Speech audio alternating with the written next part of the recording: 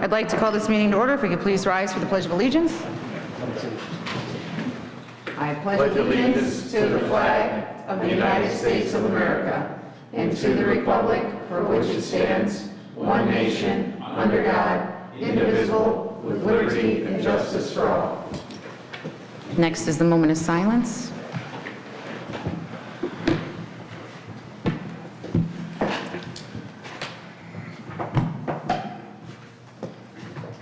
Thank you. Madam Clerk, please call the roll.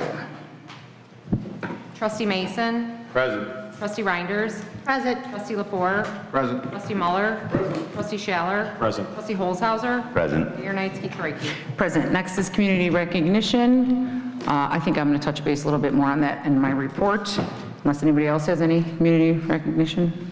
Not today? Okay. Amendments to the agenda. Are there any amendments to the agenda? Hearing none, is there a motion to approve the agenda? I'll make that motion. Trustee Lepore, is there a second? I'll second, Mayor. Trustee Reinders. Any discussion? No. Madam Clerk, please call the roll. Trustee Lepore. Aye. Trustee Muller. Aye. Trustee Mason. Aye. Trustee Reinders. Aye. Trustee Schaller. Aye. Trustee Holzhauser. Aye. Motion carries. Is there a motion to approve the July 8th, 2026 Village Board meeting minutes? I'll make that motion. Trustee I'll Holzhauser, Trustee Mason, any discussion? No, ma'am. Hearing none, Madam Clerk, please call the roll. Trustee Holzhauser. Aye. Trustee Schaller. Aye. Trustee Lepore. Aye. Trustee Reinders. Aye. Trustee Muller. Aye. Trustee Mason. Aye. Motion carries. Moving on to public comment. Please keep your comments to 3 minutes. If you need additional time, feel free to ask. Mr. McGee, you're first.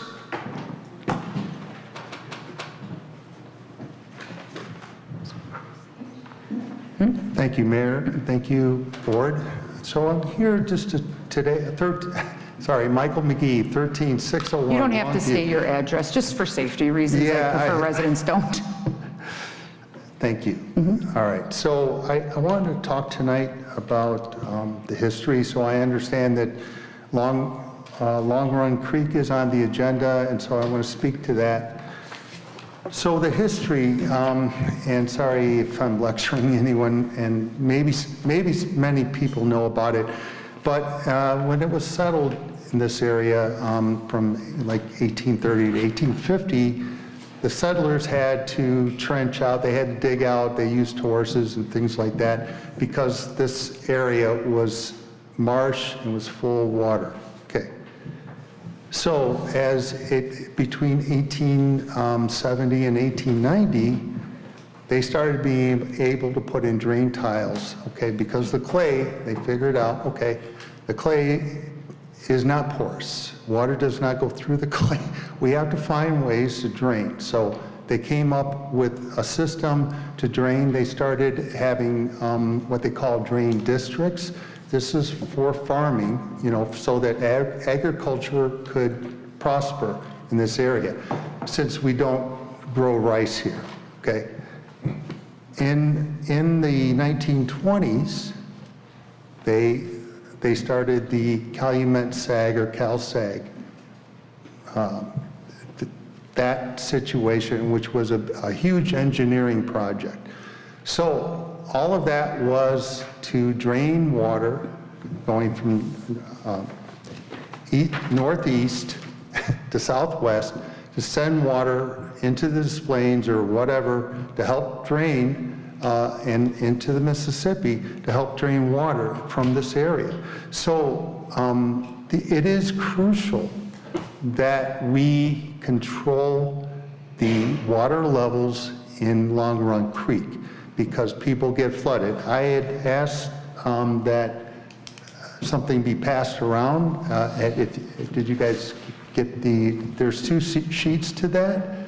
Okay, the top sheet's from 2021. So it used to be that there was a clear communication. 30 seconds. There was a clear communications between, and could I ask for a little bit more time? I was just going to ask you, sir. So is there a motion to grant Mr. McGee an additional 3 minutes? I'll second. All in favor? Aye. Go ahead. Thank you. So just to get this spiel done. So if you look at the top sheet shows you in 2021 that there was clear communication between between the IDNR, between Lamont, between Cook County, with Will County, Army Corps of Engineers, et cetera, et cetera. The second sheet, so I'll bring that up. So the second sheet is from the U.S. Geological Survey. This is a device that's located on it's a level of Long Run Creek on Lamont Road. So when it gets, where I've circled in red, people get flooded. So you can see that that's happened. People's basements get flooded. You know, their yards get flooded first. The ground is saturated with water. Their basements get flooded. If they're in the floodplain of Long Run Creek or not. So what we're seeing this year is El Nino, right? So it's kind of changed or mixed up our weather so that we didn't have a lot of water during this spring, but we're seeing all these storms. And with the storms, we're seeing a lot of debris end up in the Long Run Creek. And so you can see all the spikes. So what I'm asking is that the first page shows how previous administrations worked with other, ancillary or adjacent agencies, governments, et cetera, counties, to report what was happening on a monthly basis. That's gone away. So what I'm asking is that, as you said, Mayor, one community, I'm asking to consider to go back to that. Maybe you'll report that. But I spoke about this last March. We haven't seen very much. I've contacted many of these other agencies. There's not much, as of maybe a month ago, there was not much communication with Homer Glen. So that's what and residents are asking for. Thank you, guys. Sure, thank you. Next is Tom Canning for, I'm going to ask the attorney something real fast. I'm sorry to interrupt you. Go right ahead. Since the next three speakers, I believe, are all part of the Environment Committee, and I believe is the tree ordinance for discussion tonight, can we suspend the rules to allow the committee to engage in conversation with us at that time? Would you guys prefer that, or would you like to give your 3 minutes now? I think that would be fine. Are you okay with that, Ms. Freiler? And who else? Mr. Pinelli, are you here too? Are you good with that? Just so you guys can be a part of it and have a full discussion. Sure, absolutely, but I do have a preliminary comment, just so people know. I'm a relatively new member to the Environment Committee. I've only been on it since May. So I came into this discussion about the tree ordinance very late in the game. We were kind of putting the finishing touches on it. But I can tell you the amount of time and effort that's gone into the details of creating this update to make it as fair and reasonable as it can possibly be while still maintaining our preservation goals has been impressive. So I hope as we consider this tonight, as you consider this tonight, that you'll keep that in mind. Thank you. And I thank you. And welcome to the committee. Thank you. All right, so that was it for the speakers. Did anybody else want to sign in? I saw some people come in late. You guys are good? Okay. So now we're going to move on to reports and communications from the president and other officers. Village Manager Joe Baber. Thank you, Madam Mayor. Just like to mention that Food Truck Friday is this Friday between 5 and 8. It's also Tales and Treats. There'll be numerous pet vendors. There'll be live music. Friendly pets are welcome to join in on the fun, but they must be on a leash. And that concludes my report. Thank you. We're going to move on to the trustees. Trustee Holzhauser. I don't have much in line of a report. I would just like to say thank you to Public Works for all the hard work they've done with these storms we've had. Thank you.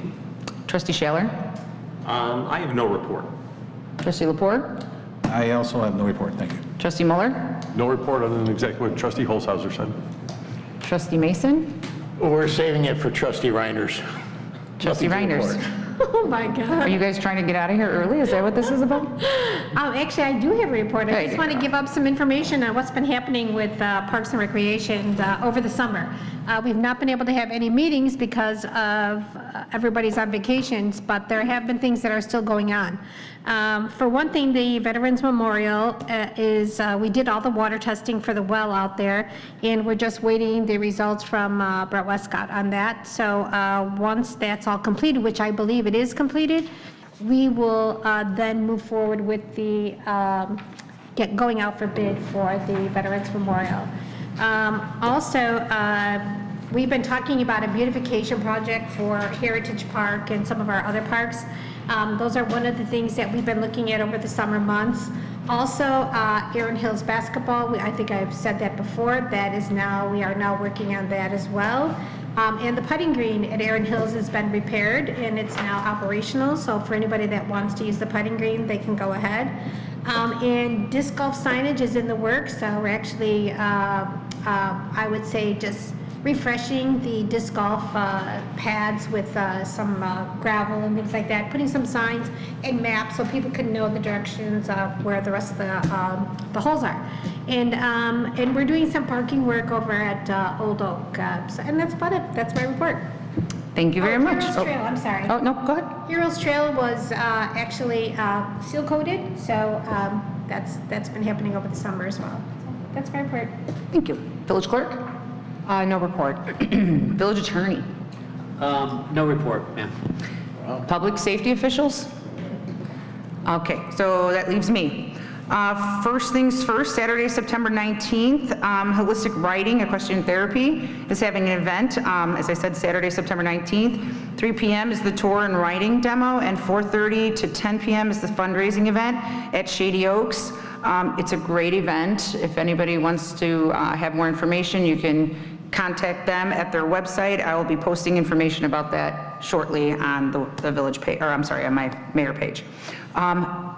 A huge shout out to Public Works, the Parks Department, EMA, the staff, and the residents, and the trustees. I know we took some ride-alongs to assess some damage. It really took the whole entire staff to go through this entire village, not just once, twice, 3 to 4 times.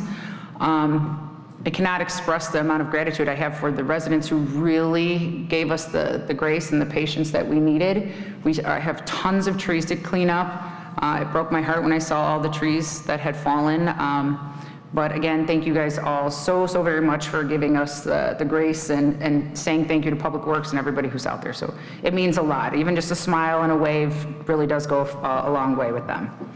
I think that's it for now. Oh, and thank you to all the kids that I saw out there cleaning the sewers from debris to help the drainage go down. That was a huge help. They didn't have to do it, but they went out there on their own time and their own merit just to do it, so that was really cute.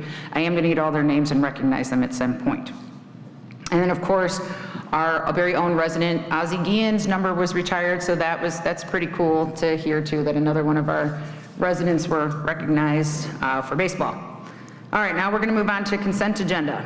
K1, consider for approval the accounts payable for period of July 24, 2026 through August 13, 2026 in the amount of $567,507.47. 2, consider for approval the treasurer's report of cash and investments for period ending May 31st, 2026 in the amount of $56,874,244.76. 3, consider for approval to ratify the Homer Stallions sports agreement with the Village of Homer Glen for the 2026 season, and also to approve a resolution authorizing the Homer Stallions to enter in a contract with Davidson's Bar and Grill to facilitate concessions for sporting events held on the premises, providing they meet all Village and Health Department requirements for the 2026 athletic season in the Village of Homer Glen. 4, consider for approval an ordinance authorizing the donation of surplus EMA property, a 2006 Ford Expedition and a 2010 Ford F-150. 5, consider for approval replacing the mini split for the Deputy Director of Public Works Office and bunk room in the amount of $10,265 from F.E. Moran.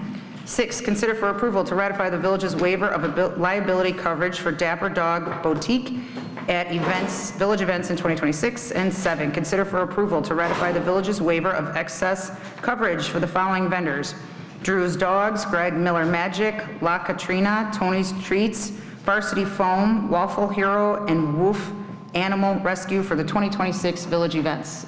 Is there a motion? I'll make that motion. Trustee Reinders, is there a I'll second? Trustee Mason. Madam Clerk, please call the roll. Trustee Schaller. Aye. Trustee Reinders. Aye. Trustee Mason. Aye. Trustee Muller. Aye. Trustee Lepore. Aye. Trustee Holzhauser. Aye. Motion carries. L1, legislation and action items. 1, consider for approval one or more of the 3 supplemental IT support 10-hour block proposals for IT support. Is there a motion? I'll make the motion. Trustee Mason, is there a second? I'll second. Trustee Lepore. Trustee Mason? I liked all 3 of them, actually. I thought they were all very knowledgeable and very supportive. I think the Avidity company would be my stab at it. It's the best in pricing.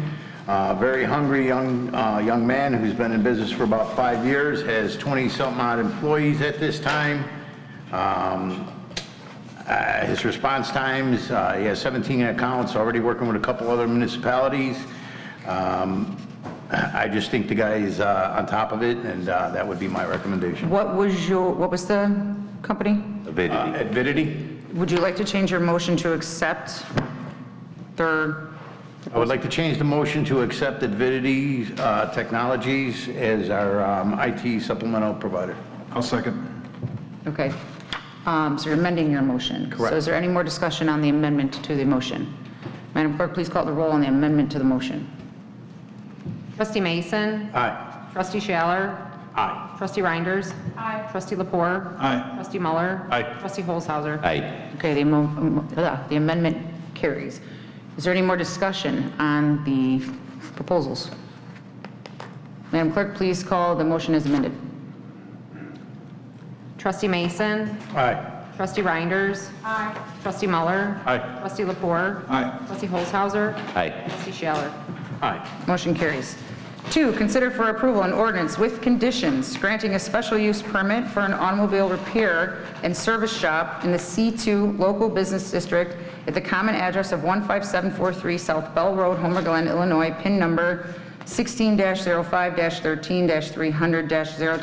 16-05-13-300-026-0000, case number HG2615SP. Is there a motion? I'll make that motion. Trustee Lepore, is there a second? I'll second. Trustee Muller. Trustee Lepore? Thank you, Madam Mayor. Very familiar with this property. It is kind of built out as an automotive service center already.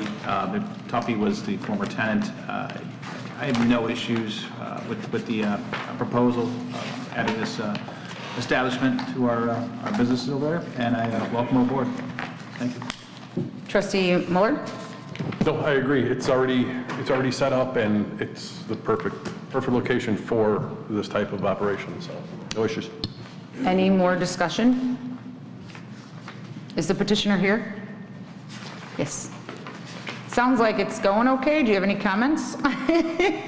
No, all right, Madam Clerk, please call the roll. Trustee Lepore. Aye. Trustee Muller. Aye. Trustee Holzhauser. Aye. Trustee Reinders. Aye. Trustee Schaller. Aye. Trustee Mason. Motion carries. Congrats. All right, number 3, consider for approval an ordinance granting a variance to permit 4 garage bays facing a public right-of-way where only 3 are permitted for certain real property located in the A1 Agricultural District at the common address of 17239 South Parker Road, Homer Glen, Illinois, HD 2616-B. Is there a motion? I'll make the motion. Ladies first, Trustee Reinders and then Trustee Muller. Trustee Reinders, you have the floor. Is the petitioner here? Are they here? Do you want to step up just in case they have questions? Actually, Mayor, I really did, I did like it, the way that the house is being designed with the garages facing, and it's really not obtrusive. It's far enough off the road to where it's really not going to be, Yeah, it's tucked away in the forest pretty no. good on 10 Yeah, acres, so- exactly. It's really not going to be a bother. I think it's a beautiful home, and I have no problem with it. Trustee Muller? Agreed, I'm jealous of the garage. Yeah, me too. Any more discussion? I think the plan commission voted 4-0 on this, and I think it's set back far enough that it's not hindering anybody, and I do think it's a beautiful home. Thank you. Looking forward Is to that it? building it for you. That's it. It is a beautiful home. Madam Clerk, please call the roll. Trustee Reinders. Aye. Trustee Muller. Aye. Trustee Schaller. Aye. Trustee Mason. Aye. Trustee Holzhauser. Aye. Trustee Lepore. Aye. Motion carries. Congratulations to you as well. Number 4, this is going to be a long one, guys. Sorry. Consider for approval an ordinance approving a minor change to a plan use unit development for certain real property located on the east side of South Sheffield Drive and east and west sides of South Cardiff Court, Homer Glen, Illinois, commonly known as Goodings Grove PUD Phase 2, pins 160501304002000, 160501304003000, 160501304004000, 160501304005000, 160501304006000, 160501304007000, 160501304008000,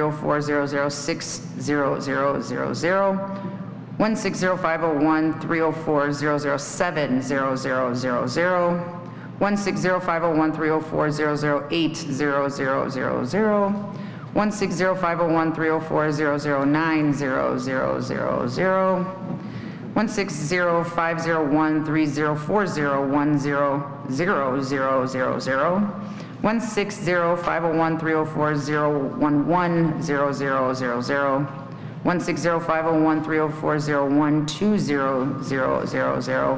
160501304011000, 160501304012000, 160501304013000, and 160501304014000, HG 2620 PUD. Is there a motion?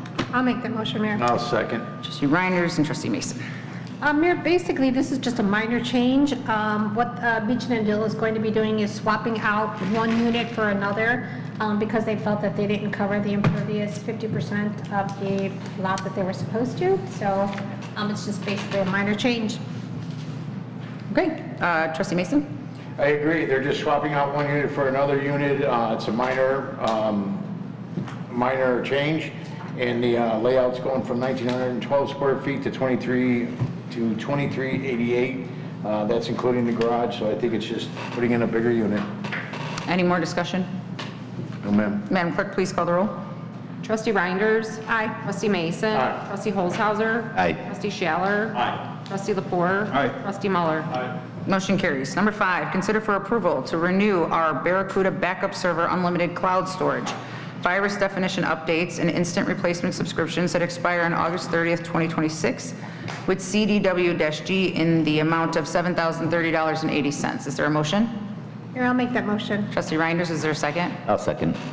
Trustee Holzhauser. Any discussion? Basically, this came before A&F, and I just wanted the board to be aware and our village attorney to be aware that this was just a renewal of a contract, so I just wanted the board to be aware of that. Trustee Holzhauser? Yeah, it seems like housekeeping to me, so I approve. Anybody else? Madam Clerk, please call the roll. Trustee Holzhauser. Aye. Trustee Muller. Trustee Lepore. Aye. Trustee Reinders. Aye. Trustee Mason. Aye. Trustee Schaller. Aye. Motion carries. Number 6, consider for approval final pay estimate 2 for the Stonebridge Park Drainage Improvement Project in the amount of $5,866.25 to be paid to Cove Instruction, Inc. Is there a motion? I'll make the motion. Trustee Mason, is there a second? I'll second that motion. Trustee Reinders. Trustee Mason? I think we need to pay our bills. I just have a question as to if anybody has been out there, with all the rain that we've had, has anybody been out there to check to see if it actually works? Is the petitioner here? I actually went by there. This is more of a housekeeping item. We put in drainage. We put in drainage there about a year ago. The contractor finished our work. I went to Engineer Westcott, made sure he took care of the punch list items, and this is the balance due. Did you? I've been driven, I drive by there all the time. I didn't see anything, but I didn't inspect it. Okay. I was just wondering. Anybody Unless, else? Trustee or Director Gruber has something. Gruba, Director Gruba? Either way, I didn't have anything to add to that. Okay. No? You don't have any issues with it? All seems good? Yes. Okay. Madam Clerk, please call the roll. Trustee Mason. Aye. Trustee Reinders. Aye. Trustee Schaller. Aye. Trustee Muller. Aye. Trustee Lepore. Aye. Trustee Holzhauser. Motion carries. Number 7, consider for approval ordinance number Oh, this is the tree. I was like, what's going on? Okay, consider for approval ordinance number 26-043, an ordinance granting text amendments to Chapter 138, Land Use and Site Development of the Code of the Village of Homer Glen and repealing ordinance 06014 and ordinance 10-007 for new regulations regarding tree preservation in private property. Is there a motion? I'll make that motion. Trustee Schaller? Is there a second? I'll second. Trustee Holzhauser. I'm going to let the trustees go first, and then we'll suspend the rules where you guys can join us in the conversation. Trustee Schaller. Thank you, Madam Mayor. Before we start, we're going to go through a PowerPoint presentation. As a co-chair in the Environmental Committee, I'd like to thank the Environmental Committee members and village staff who put countless hours into this amendment over many meetings, close to over a year, if not over a year.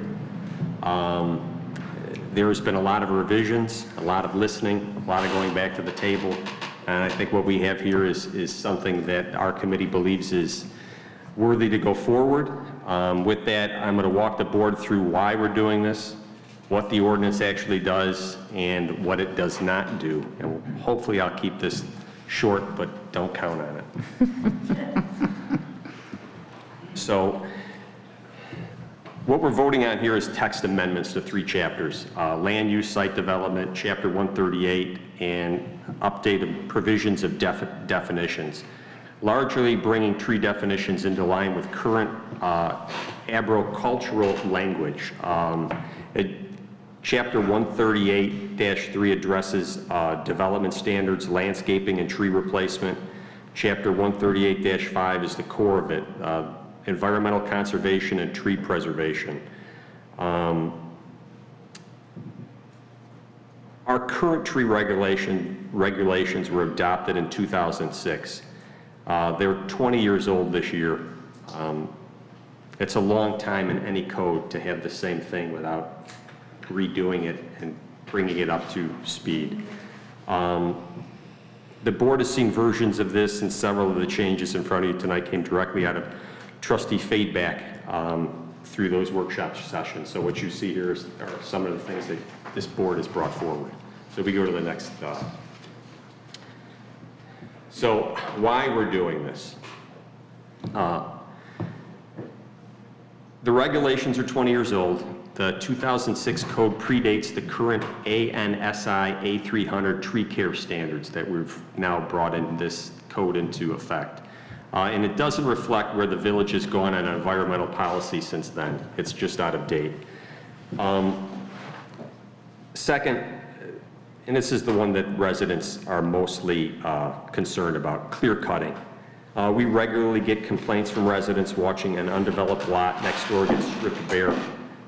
Staff takes those calls, and right now, the honest answer is staff has to give, there is no effective way to remedy this in the existing code. Third, trees have a measurable value here. I want to be careful how I frame that in practical terms. Canopy supports property values. It slows stormwater, which matters in a community with our drainage issues. It's a big part of why Homer Glen still reads as rural. And at the household level, shade on a building lowers air conditioning costs. These are all dollars and cents benefits, not just aesthetics. Fourth, pipeline easements. We have a specific gap today around trees over pipeline easements on private property. This ordinance now addresses it directly. So an outdated code, real enforcement gap, measurable community value, and specific technical hold that are all acted upon. We can go to the next slide. So this is an important slide, and I'll let you dwell on this for a minute as you're looking from 2009 to 2026. What you're looking at today is legal. 3 acres, 1 parcel cleared, 0 permits required, 0 trees replaced, roughly 2.5 acres of mature canopy gone. So nothing in this 2006 code applied to this, not one provision. A resident could call the village that morning and staff would have to tell them it was entirely permitted. A mature canopy like that took 80 to 100 years to establish, and it came down in a matter of days. This is not a one-time event. Every year this is a repeat. Homer Glen loses canopy that we cannot replace in a generation, and that's the whole reason why we're standing here, at least this Environmental Commission works so hard and diligently on. Next slide, please. The data underneath this ordinance is not our data, just to be transparent. It comes from the Morton Arboretum and the Chicago Region Tree Initiative Community Tree Canopy Summary. It's a third-party analysis. So the heading on the screen, setting Chicago itself aside, Will County has the lowest canopy cover in the Chicagoland region, 22%. If you include Chicago, we're the second lowest, and we're not starting from a position of strength regarding our tree canopy. What that means for Homer Glen specifically, our canopy is at risk as development pressure moves on to larger residential lots. Those big lots are exactly where the remaining mature trees are. Replacing mature canopy takes decades. There's no fast fix, which means prevention is the only cost-effective strategy available to us. Everything else is more expensive and slower. So if trustees are weighing whether this ordinance is the right tool, every county in this region with a stronger canopy cover than ours has some form of tree preservation ordinance. We should not be the outlier. As our village moniker, we're a community of nature and harmony, and we should embrace that. Number 6, please. This is one of the most important slides of this deck. Most of the opposition to a tree ordinance is opposing something the ordinance doesn't actually do. This is not a revenue measure. Any restitution paid to the village goes into the tree fund, and that fund is restricted. It can only be spent planting new trees or paying arborist fees. It cannot flow into the general operations. As we go on, I'll get more into that in a later slide. This is not a restriction on routine maintenance. Pruning, trimming, ordinary tree care, no permit, fully exempt. If you want to shape a maple in your front yard this weekend, nothing in this ordinance tells you you can't do that. This is not a penalty for removing a dead or hazardous tree. If a tree is in poor or dead condition, or the village arborist determines a safety hazard, there is no mitigation and no restitution, zero. We are not going to fine a resident for taking down a tree that is about to fall on their house. This does not apply to new home construction footprints. No mitigation, no restitution within the footprint of a proposed house, driveway, septic field, plus a 20-foot buffer around each. There's a slide coming up with a diagram of exactly that. It's rudimentary. It's not an exact diagram of how that would look on a plot of survey. And it's not a mandate on specific species. Property owners can pick their own replacement trees off approved lists. The only thing we say no to is an invasive species. You can't satisfy replanting an obligation with planting a buckthorn, which is an invasive tree that Homer Glen and Morton Arboretum wish you not plant.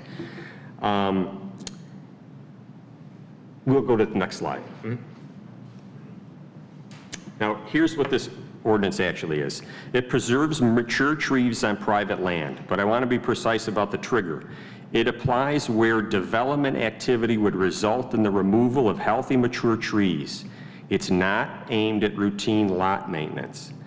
It's grounded in outside standards, not our own opinions. These tree classifications and care requirements come from ANSI A300, the National Arboricultural Standard, and the canopy analysis comes from the Morton Arboretum.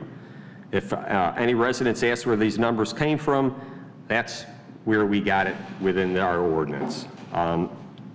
The residential rollout is phased. At adoption, it applies to only properties of 1.5 acres or larger. The threshold drops 1/4 acre each year and stops at 1/2 acre in 2031. Properties under 1/2 acre are not affected, not in 2031. So We'll show a full timeline in a few slides. Mitigation is choice-based. If a property owner removes a healthy mature tree, they choose replant on site, contribute to the village tree fund, or a mixture of both. The village doesn't dictate which, and again, that fund is restricted to planting new trees within the village. So the theme running through all these four is proportionality. We tried to write something that addresses clear cutting without putting a permit desk between residents and them doing regular maintenance on their lot. Slide 8, please. This is the heart of the ordinance. 3 tiers based on size, measured at diameter, DBH is diameter at breast height. It's hard to remember that, why they go through that all the time, but I'm still trying to wrap my head around it, which is the standard measurement. A protected tree is 5 inches up to 20 inches. So you replant at 4/10 of a caliper inch for every inch removed, or pay $150 an inch into the tree fund. If it's removed without a permit, the penalty is $300 an inch. A minor heritage tree is up to 36 inches. So you replant at 45 hundredths per inch, or $250 an inch. No permit penalty is then $500. A major heritage tree is 36 inches or greater. So you replant at 1/2 an inch per inch, or $350 an inch, plus an ISA appraisal where applicable, and that would be done by our in-staff arborist. So with that no heritage tree, if you cut that down without a permit, fining starts at $750. 2 things to notice about the structure. First, rates scale with the tree. Bigger, older trees carry more weight because they're harder to replace. It's deliberate. Second, look at the bottom of each column. All of this applies only to trees that are rated excellent, good, or fair condition. So a tree in poor or dead condition carries no obligation in any tier. So the penalty column is roughly double the mitigation rate. That incentive, that's the incentive to come get a permit. And I'd emphasize the permit itself is not the burden here. Coming to the village first is always the cheaper path before you cut down a tree. Next slide, please. So here's some tables. So the question every resident's going to ask is, what does this actually cost me? So a property owner on a 2-acre lot who decides to remove a 25-inch oak, a minor heritage tree, during a landscaping project. So option A, you replant on site. 25 inches times 45 hundredths is 11 1/4 caliper inches required.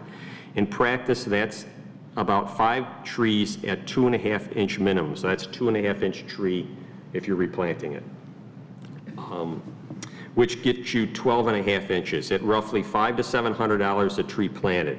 You're looking at $2,500 to $3,500, and the canopy stays on that property in Homer Glen. The goal is to have residents replant on site.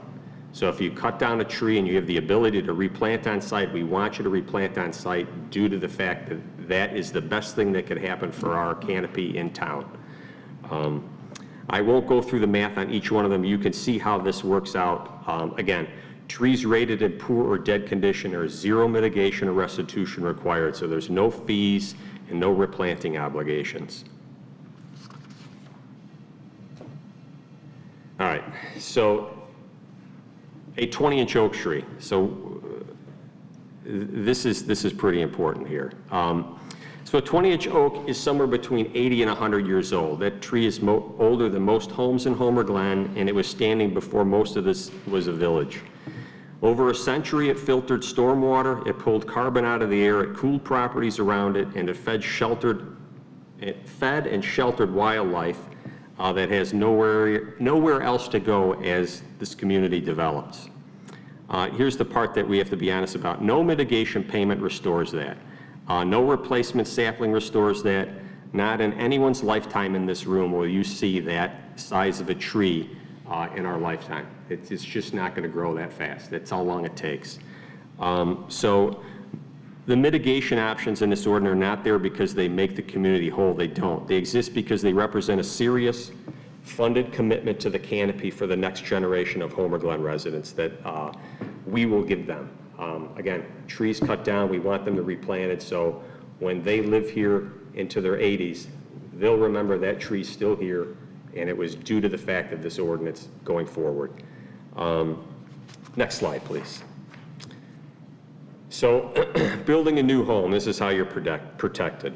The slide is directed at home building, so any resident planning to build, this is a concern that I hear, doesn't make it any harder or more expensive to build a home. No, the ordinance explicitly exempts the area needed for new single-family home construction from all mitigation and restitution. So in the diagram, every tree within the footprint of the proposed house, the driveway and the septic field, plus a 20-foot buffer around each of those, requires no mitigation and no restitution.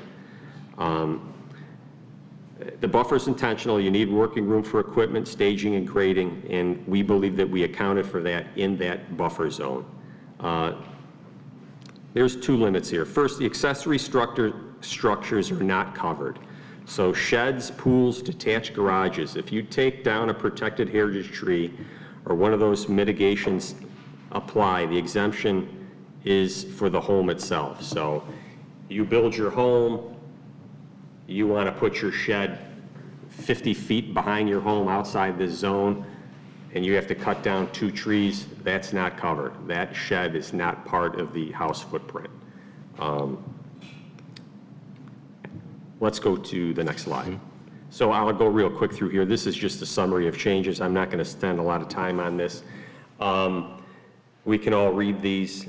Do you have copies of this PowerPoint presentation in front of you, or you're just seeing it on the screen? Okay.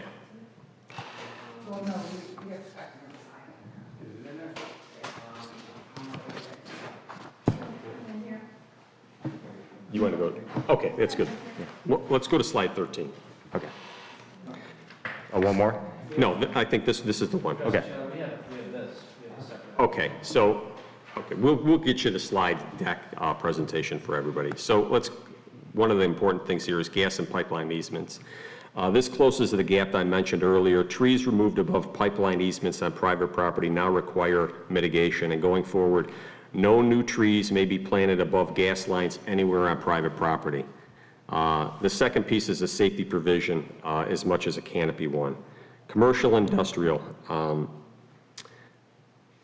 what the board saw in the workshop, for parcels of 5 acres or more in commercial industrial zones, the mitigation threshold is lowered from 75% to 50% of total tree diameter breast height removed. So the 5-acre minimum lot size threshold still applies. Smaller commercial lots are not affected. So we took as much of that information from workshops and put that into this final ordinance that you see here. Next slide, please. I believe that's all we have. Oh, here we go.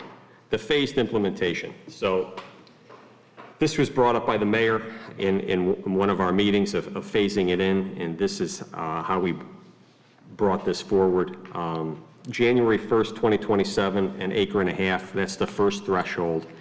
And on day one, that's the only a group affected, January 1, 2027. And we did that specifically as we spoke in the environmental committee. This ordinance is only as good as the work is the work that it's going into of telling residents what this is about. So this gives us a 6-month buffer to let everyone know exactly what's here if this goes forward through social media, through outreach, and direct mail to those that have 1.5 acres in town. So that was something we discussed at length that we thought was important for each level as we go down. So 6 months prior to January 1 of 2028, it ramps up again. So there's an outreach program built into this so everybody then knows. And then again, we're talking 5 years out, January 1, 2031, so that's at 5 acres. So just for some of context, a vast majority of the homes in Homer Glen are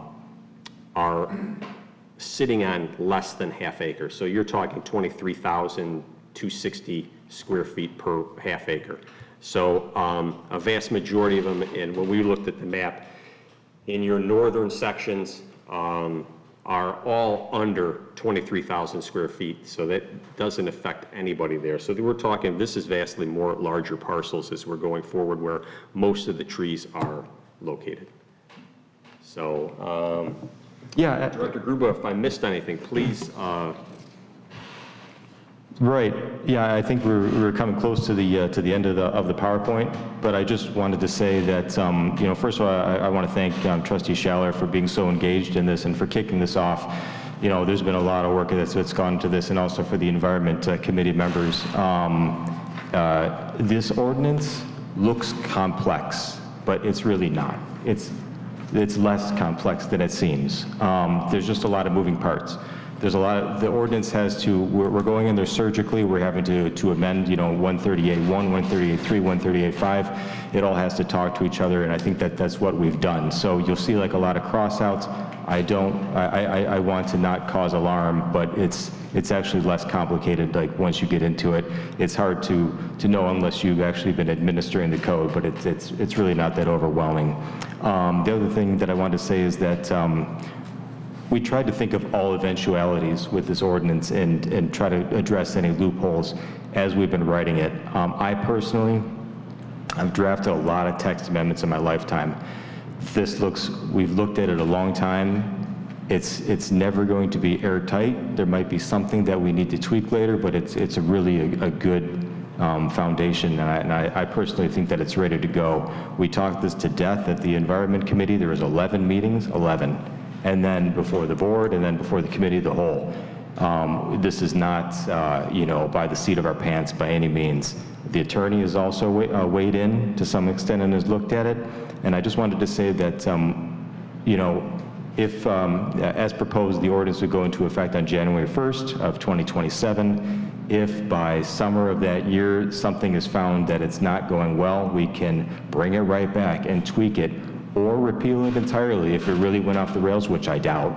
But, you know, we do have that ability, like, hey, we didn't like it, let's just go back to the original. Or this isn't working A, B, or C, we'll change those things.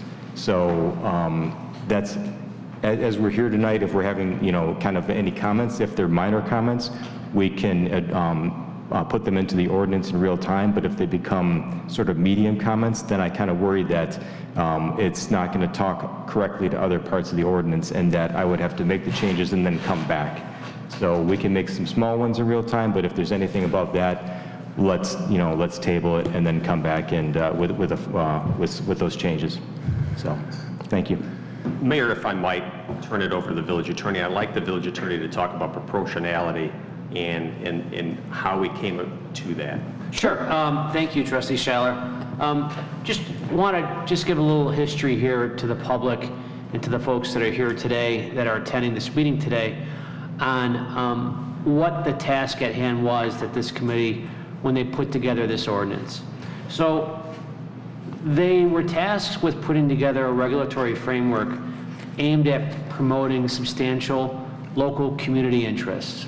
And those local community interests, as you see in the draft ordinance itself, talks about trees, talks about the recognition of not only the committee, but of the board, hopefully, if the board adopts this, of trees being unique, intrinsically significant, and providing a substantial environmental, economic, and public health benefit to both private and public property owners where the trees are located, in addition to the community as a whole. It continues that the purpose of the private tree preservation ordinance is to protect and preserve the urban forestry canopy on privately owned property within the village in order to enhance the quality of life for both residents and visitors. And the village board is being asked, as the committee found, that regulation of tree removal on private properties substantially advances legitimate village interests at a community and local level in preserving the urban forest canopy. And these benefits include, and Trustee Schaller, I believe, is going to adopt as part of the discussion for purposes of the record, some of the standards, I believe, some of the various standards, I believe what you noted before that were on the PowerPoint, or we're going to reference them and adopt them part of the record, which can be done, Trustee Schaller, at a later point too.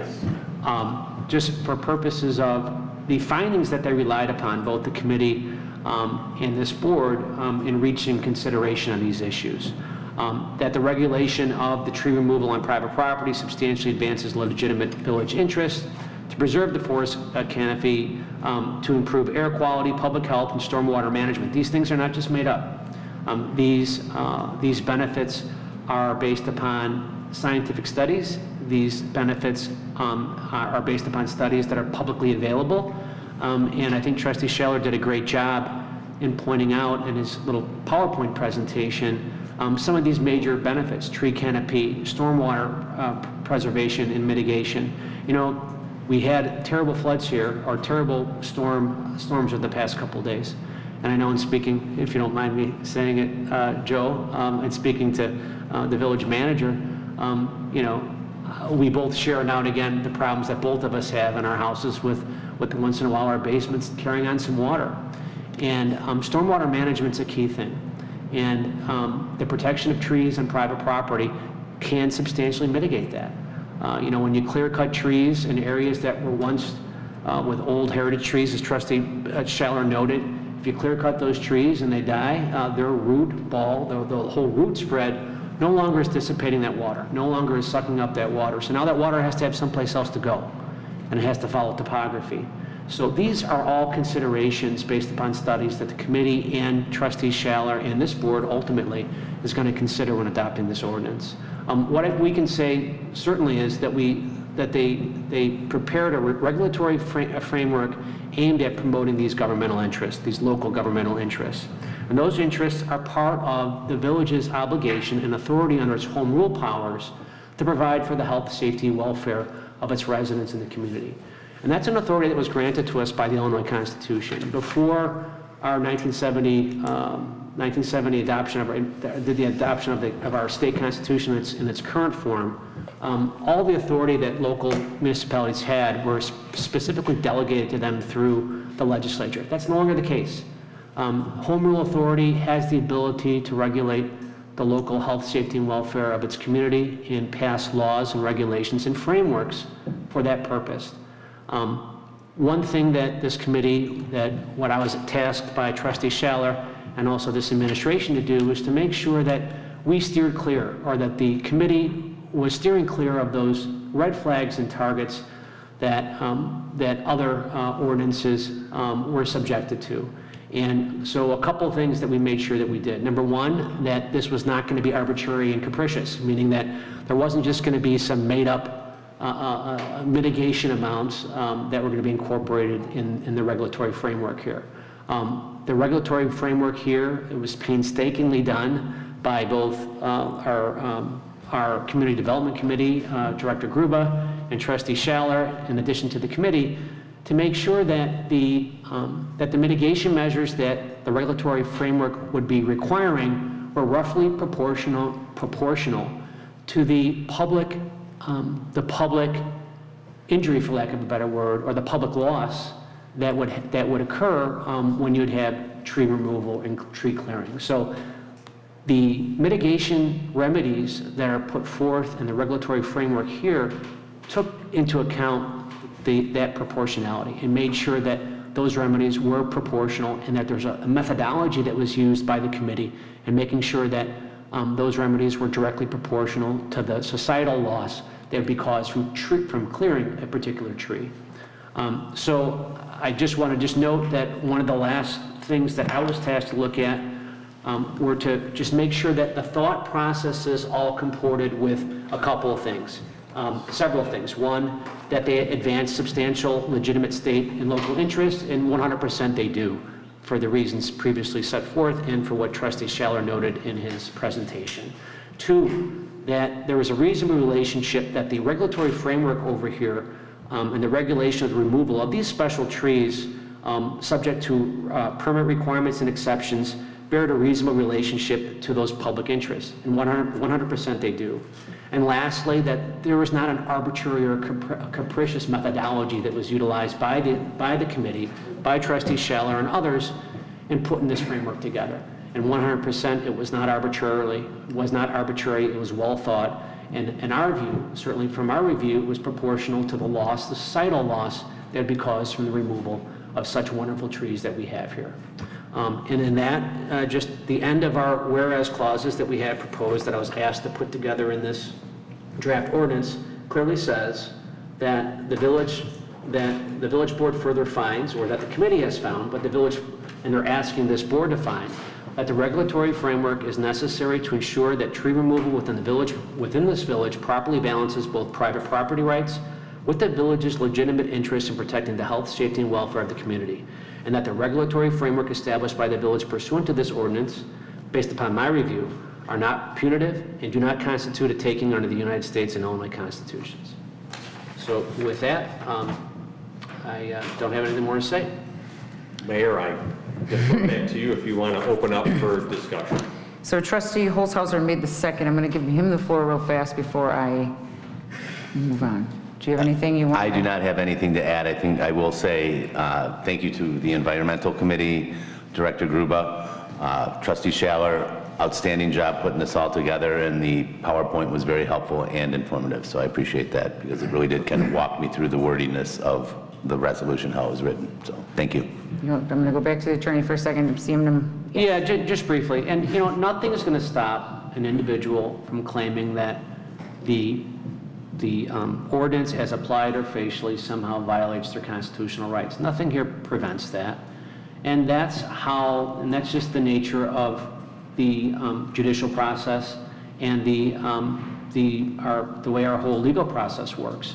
What we did do is we made sure that we took step by step to make sure that we thought of these issues, and that this committee, the committee that really dug deep in this, the Community Development Department of our city, and also Trustee Schaller and his assistants, the folks that were assisting him with this, really made sure, really looked at the methodology that was used to make sure that it was proportional. I do have just a couple questions, nothing crazy, but does any of the other trustees have any questions or comments? I do. Okay. Trustee Mason? First and foremost, I appreciate all the hard work that Trustee Schaller's staff, the Environmental Committee put in all the time, all the effort, even legal. I agree. I think it was a great presentation. I agree with clear-cutting comments, pipelines and easement gaps. I understand all that. I like mitigation as well. We mentioned the word public loss, but it feels like in a portion of this, the onus is on the individuals that own property. My own family members own multiple acres, and I have a hard time swallowing that it's government overreach when we're making somebody get a permit to cut down a tree on his own property. So I feel that it's private land. I do like that the mayor had put a timeline together to decrease this by, starting at 1.5 acres, decreasing, and going through those steps. But again, I know there's not a lot on the north side of town, let's say, that are above, like you had mentioned, Trustee Schaller. I believe it was the 0.60 lot size, which is approximately 2,300 square feet. But what happens when you have the south end of town, and it's 12 acres, 15 acres, and there's a lot of that. You live near that, I live near that. As I mentioned, I have residents that do. I worry about the residents on the south and the west ends of town. I look at the new home footprint. When I look at the new home footprint, I like that idea that you're working within the constraints of what you purchased on this land, but now you have a shed, now you have a detached garage, and now you have a 150-year-old oak that's slightly on a hill where you would like to put a detached garage, and you've got to pay $6,000 just to have that tree removed on your own property that you've already purchased. So I know the ordinance is 20 years old. I heard the word complicated. I don't feel it was complicated. I know a lot of work and time, and again, effort went into this. The PowerPoint was phenomenal. I appreciate all the work. I think we've gotten really far down the line. I just worry about the overreach on private land. That's it. Trustee Lepore? Thank you, Madam Mayor. I echo a lot of the sentiment that Trustee Mason just has expressed. I do want to commend the Environmental Committee and Trustee Schaller for doing an excellent job in the presentation of this ordinance. But I have concerns. No matter how you package this, I look at it as an additional tax on residents in the name of tree conservation. Builders and developers will pass this cost on to residents. An additional tax is another hurdle for new businesses considering locating to our town. You know, the whole part about businesses can remove up to almost nearly half of the trees before the tax kicks in, I also have a problem with. Businesses need 3 things from us here in Homer Glen. Number 1, they need floor space. Number 2, they're going to need parking. Are we going to revisit our parking ordinance in order to accommodate for more trees on commercial land? I don't know that we can accommodate both. And number 3, they need less government in their activities, including that from the local village municipality. In addition to that, I have some issues with the mitigation or payment. The penalties seem rather large on some of these items. With additional restitution based on appraisal per International Society of Arboriculture, it seems way open-ended, leaves more questions than answers for me. And also the permitting of taking down trees. And one of the many hats I wear outside of the Village Hall is a general contractor, very familiar with permits. Pull lots of permits all the time. I don't know if it's necessary that we require residents to pull permits to cut a tree down on property they own. I think it's very unique. I haven't heard of that before, but perhaps, you know, it's the new age. In addition to that, fines. So if you do cut down a tree on your property and it was not permitted, you can see a $300 to $700 per inch fine in some cases. So a 36-inch tree, according to the math, I believe would cost you somewhere around $12,600. And it's before the arbiter got there to tell you if it was something even more special that may cost you even more money. The concessions. I mean, I do like that you did put some concessions in this ordinance. However, a 20-foot buffer zone around a home where no trees can, where you can mitigate, doesn't seem like it's very large. A lot of people move to Homer Glen because they want the large backyard. They want the swimming pool. They want the detached garage. They want their kids to be able to play baseball, football in the backyard. They want to have parties in their backyard. And if you limit that to 20 feet before you have to cut down trees and start either paying fines or replacing trees, but replacing trees isn't free either, folks. We got to go to, you know, Touch of Green or a local nursery and find like kind and purchase those. You got to plant them, time. You know, if some people are a little not as green thumb, maybe elderly, and they need to get someone to do all this stuff for them. It's a tremendous cost I think you're placing on the residents. But you know, I do appreciate that you did put it out in there, that there is a variance we could apply for. If I want to take down a tree and don't want to come toward in confrontation with this ordinance, I can apply for a variance. I see an influx of variances coming before this board. That's just what's going to happen. In addition, money taken from residents by government action is a tax, regardless of the fund it is allocated to or said restriction placed on the fund. I also have a problem with this ordinance and the fact that I believe it will turn neighbor on neighbor. Because how are we going to know if someone cuts down a tree? The Smith's going to call because the Joneses cut down a tree? I don't know. We have enough village inspectors to run around and account for all trees at all times, and I don't know how we could build a strong community in that environment. As a strong proponent of property rights and in opposition to government overreach, I cannot support this ordinance as written. Thank you. Thank you. Trustee Reinders? Thank you, Mayor.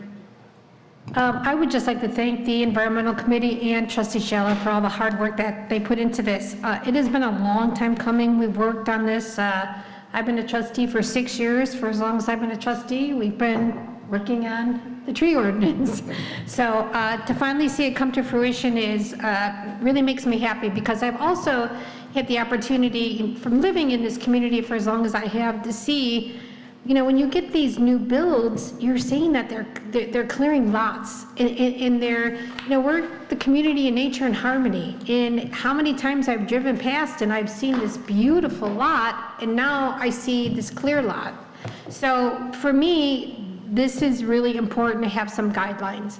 And, you know, it doesn't necessarily mean that we're trying to punish the residents or fine them or whatever, but I think it's going to bring awareness to the residents to say, that we value our tree-covered city, we value all of our property, and we value the fact that, you know, for many, many years, we've won awards for being a community of nature and harmony. So for me, I support this 100%, and again, the Environmental Committee, and thank you, Trustee Schaller, for taking this on and actually bringing it to fruition in such a short amount of time. That's all I have, Mayor. Thank you. Trustee Muller? Touching on a couple of things that Trustee Lepore and Mason said, and building off of that and the new construction end of things. On paper, the 20-foot buffer around it sounds good. And I'm speaking from a builder standpoint on this. In reality, it's not practical. Are we going to tell somebody that their yard needs to, the yard needs to be graded, the lot needs to be graded, but they can't do that because of these heritage trees, where it's going to take an affordable build and put it out of somebody's price range? I think there needs to be a case by, if this is to come to fruition, I believe there needs to be a case-by-case basis on the new build aspect, because, for example, there's not enough room. 20 feet around a build, regardless how big it is not adequate for equipment, stockpiling of materials, and grading. It doesn't work. Can it work? Sure. If everything is perfectly flat and this is where we're going to build the house, possibly. But in reality, I've never come across it where we can only have 20 feet to work with. In addition to all the other types of overreach that my fellow trustees talked about. I like it on a larger scale. Somebody's going to come in and develop a subdivision, and there's a large wooded patch. Absolutely, I love it. Keep a section designated, untouched, wooded, preserved. 100% for it. And believe me, I wish I had more trees. I'm the kind of guy, I have cottonwoods on my lot, which are a nuisance. And I don't want to cut them down because they provide such a nice canopy and shade to the property. I have ash trees dying left and right, and it kills me. It's like, well, there's another one where I'm 100% pro trees and keep as many as we can. The one thing that really jumps out at me is that the constraints we're putting on a building on a lot. There's a lot more goes on than just that little buffer. I mean, we're looking at 2.5 acre lots. There's probably a reason many of those trees toward the back of the property were clear cut for grading issues, and just the way the lot lays out. So it goes far beyond that 20 feet. So. Thank you. Hold on. Trustee Holzhauser, you said you didn't have anything before, but I just want to come back because you were the only one that kind of didn't speak. Nothing further at this time. All right. I have questions. I do want to involve the Environment Committee, but I'd like to ask a few questions first, if I may.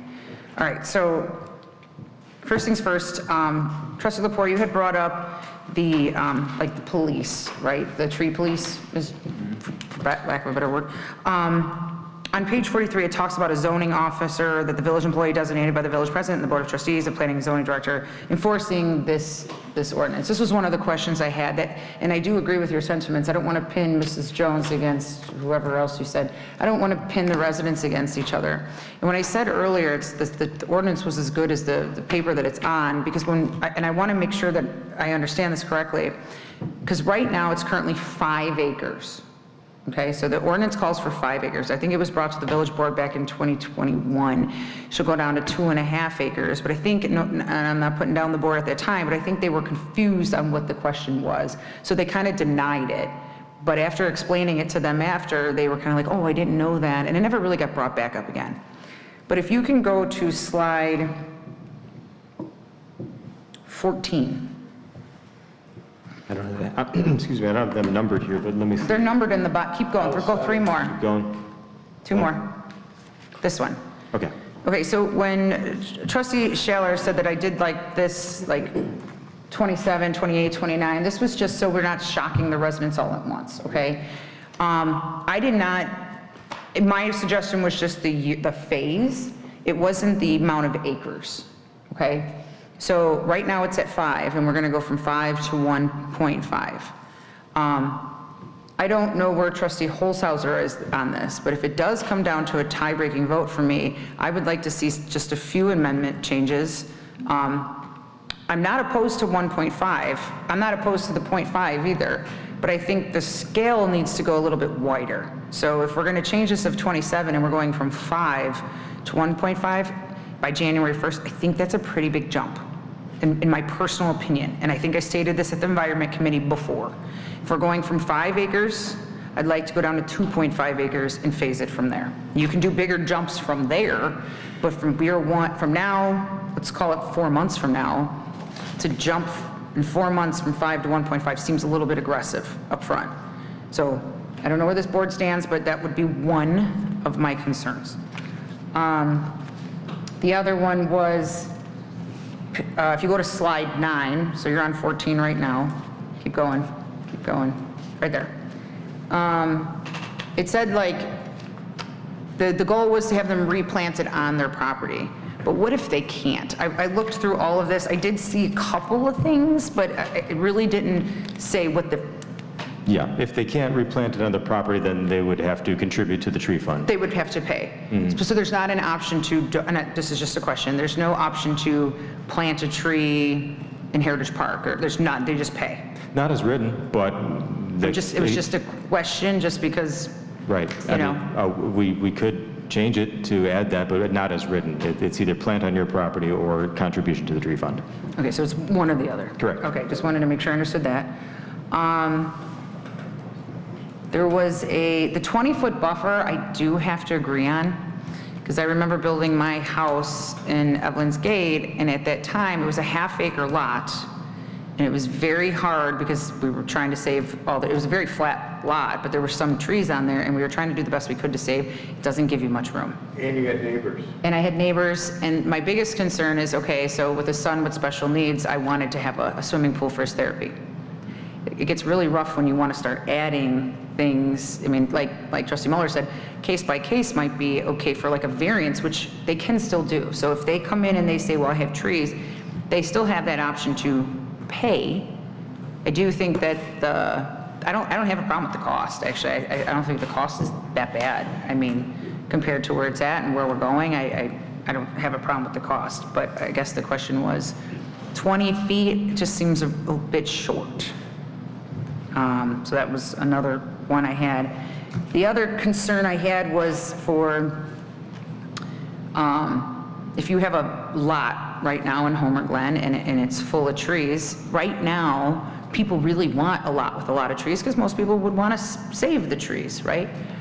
But my fear now is if we go up in the price, and I brought this up to the Environment Committee before, that now is that land value going to go down because now they know that they have to cut down these trees, right? So if I had a nice wooded lot and my vision is to sell to someone who wants a lot of trees, that would be the hope, right?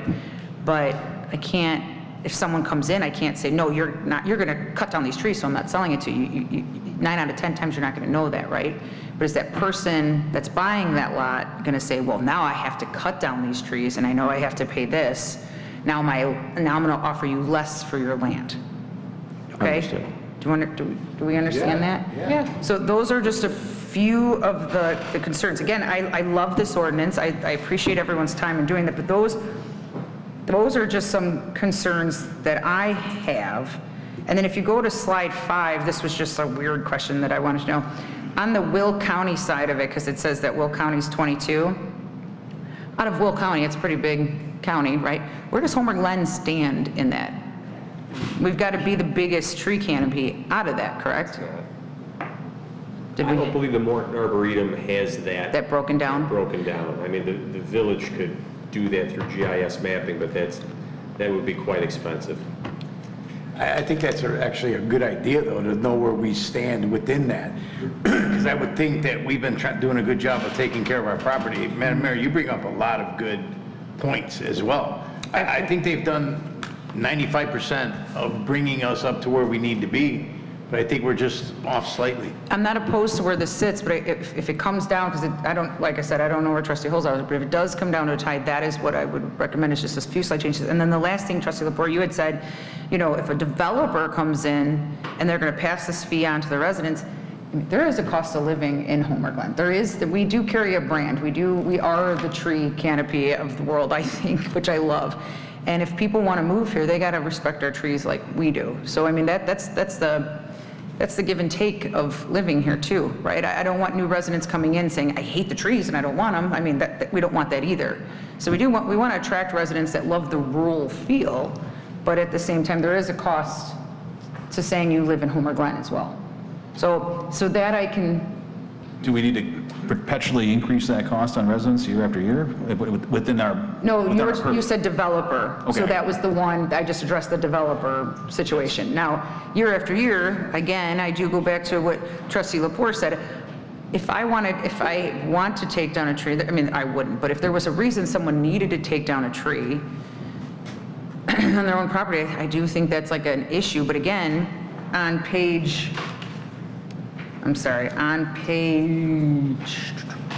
I think it was 14 again, in the slide it said if it doesn't apply to any acreage 0.5, so half an acre. But in the ordinance, okay, if I lived on a half an acre lot, 0.5, but then it also kind of said 0.5 and above. People will come in and say, well, I live on 0.5, so it doesn't apply to me. But then the next sentence it says, but if you live on 0.5 and above, so where does it end? Is it 0.4? Is it 4.9999 or is it 5? Right, so 0.49 would not apply, 0.5. 5 does. On the year 2031. Okay, all right. So those are just the concerns I have. It seems like a lot, but it's really not. I don't want to table this. I really don't. I want to get this done. But I think if we can suspend the rules, have the Environment Committee also join us. Yeah. I'm sorry, just one thing real quick. I just wanted to say that if, I'm hearing that there's obviously some concerns about it. If there's anything that can make it more palatable, maybe, increase the lot size so that it's, applicable instead of. Can you go to that screen? It was 14. Let's see if I can find it. Right there. This one right here. Yeah. Right, okay, so. 5 acres. Right, it's currently 5 acres and only if more than 50% of the trees on the site are taken out. So it's rarely activated. You have to have 5 acres and take more than half the trees out.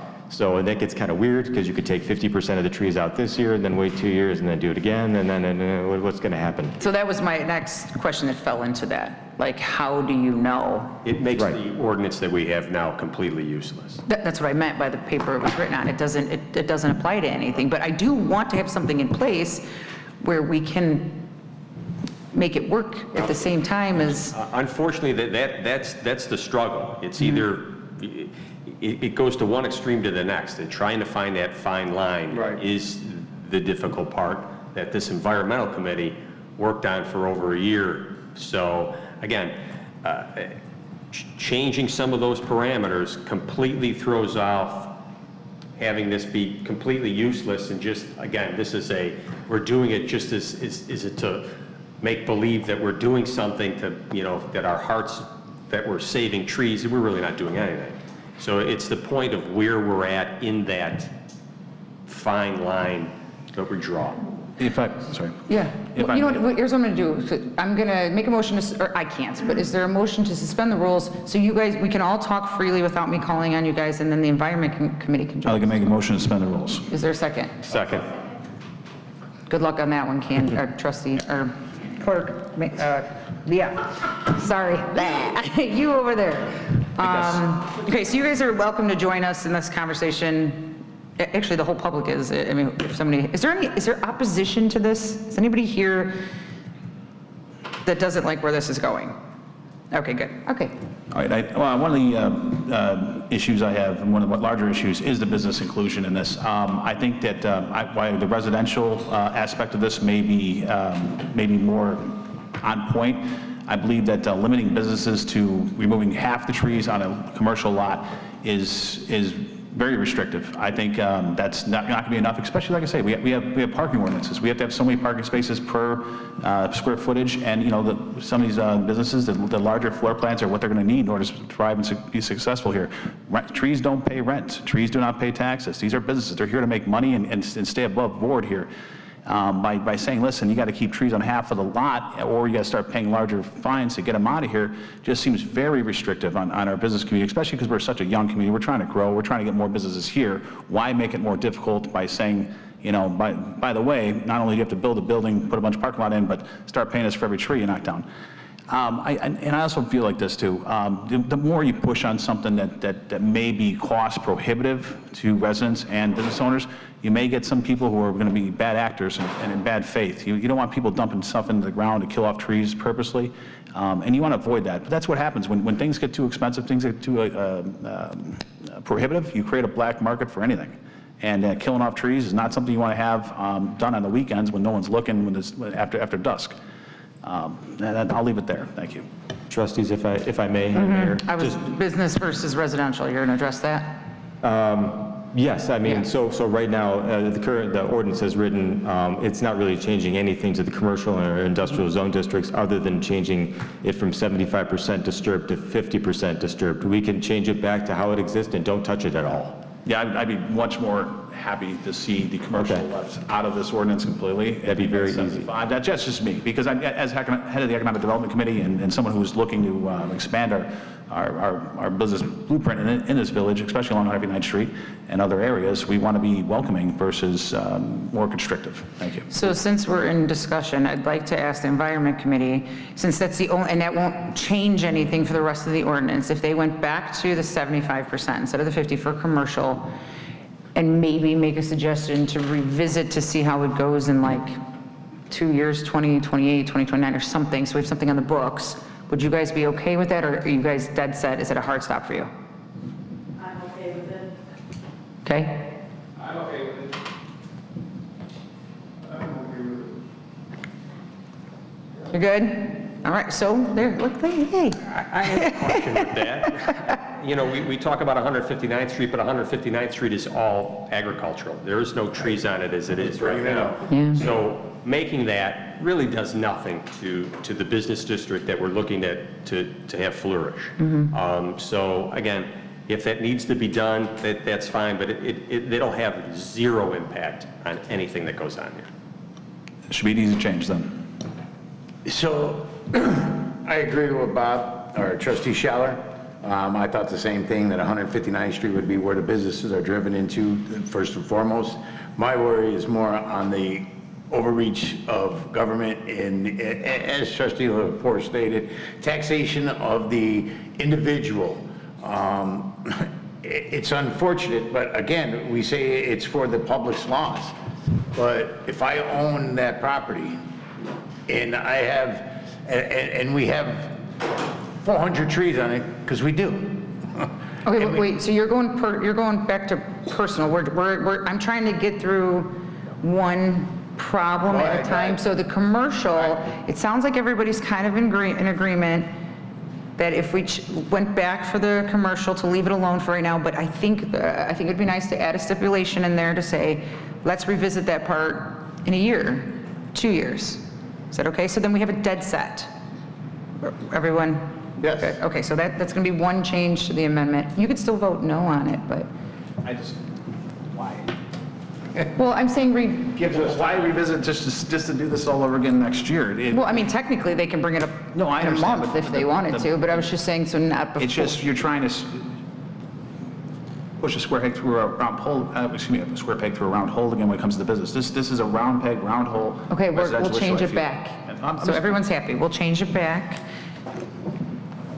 to the way the commercial was before. We're not going to touch that right now. Okay? Understood. All right. Now we're going to move on to what's the next point that we would like to see? The lot size. Lot size. Okay, so we're at 5 acres to 1.5, I think is aggressive. That would be one thing for me. My suggestion at the time was 2.5 acres for the first year, 1.5 for the second, and then you can go down from there. Back to the one. And then include all lots, or are we going to stop at 0.5? I would stop at 0.5. I feel like the 0.5 is even kind of high. Yeah, and I agree with that. I'd rather see it stop at 1 or 0.75, you know, somewhere in that. I think this is geared for people that have the 1.75? room for a lot of trees. 3/4, an acre or 3/4. A half-acre lot is not a large lot. I mean, it's, especially if you want to do anything else on your lot besides just have your 20-foot buffer zone, you need a pool. Like maybe you want to, that shouldn't exist. Well, I could suggest, I would say stop it at 1 acre.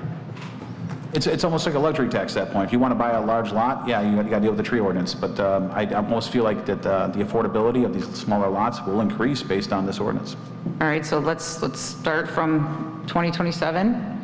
There's a flip side to Trustee Lepore's too, that we're leaving out people that aren't in any of this. So just because you have a lot that's 9,000 square feet, why do you get off without doing anything? And then we're worrying about somebody that has 3 acres. You got the room for the trees at 3 acres. Everybody, again, it's the same reason or same rationale as you need to get a permit to put a deck on your house, or you're finishing your basement. And where do you, because you have a lot size of 9,000, you're excluded from getting a permit to put a deck on, but we're only going to do it for the people that have 3 acres or 2 acres. I can't see the bridge going between those two. Apples and oranges, building a deck and taking down a tree. Same permit process, same taxation. If I got to if I have to submit the same amount of plans I have to do to build a deck to take down a tree, this is even worse than I thought. Okay. At this time, Madam Mayor, I think I'd like to make a motion to table this ordinance. I just think we're too far apart on a lot of this verbiage. Well, did you do a motion to suspend the rules, ma'am? I did. All right. So there's no motion to be able to table. You have to go back, you have to do a motion to redo the rules, to go back to strict. One of them would have to make the motion to reinstate the rules. So just for I'm just raising my voice, which typically doesn't happen, not raise my voice, but I'm interjecting myself. Stop yelling. Because we just need to make sure that the rules are followed. So from a parliamentary standpoint, there was a motion that was approved to suspend the rules. In order to go back to officially request something to be tabled, one of the trustees, and I believe it's going to be Trustee Lepore in a second, needs to formally move to allow the rules to be, to go back to consistent with the rules, to reinstate the rules, correct? May I, a quick question? I know when we did suspend the rules, has everybody from the environmental committee that wanted to speak, have they had their opportunity? So I have one legal question to ask before I answer that. Does someone's motion to unsuspend the rules trump everything else? He still has the floor, ma'am. We'll wait. But I mean, you called upon him, He motioned to table. Nobody motioned to reinstate the rules. Correct. But the motion was improper at that point. Okay. Because the proper motion would have, the trustees would have to do a motion to reinstate the rules and vote on that. Okay. And then a motion to table could be made which supersedes all motions. Okay. So you can call on Trustee Lepore to Lepore. see if he's going to make a motion to reinstate the rules and then go into the motion to table. We can finish the conversation. Yes, I'll withdraw my motion to table withdraw my motion to table in an effort to make sure everyone is included in this conversation. If the environmental committee has anything they want to say, please step up to the podium, or any other trustees have any other comments, please. Okay, so I'm going to give the floor out of respect for the Environment Committee. Does anybody have anything they want to say at this time? Come on up. There we go.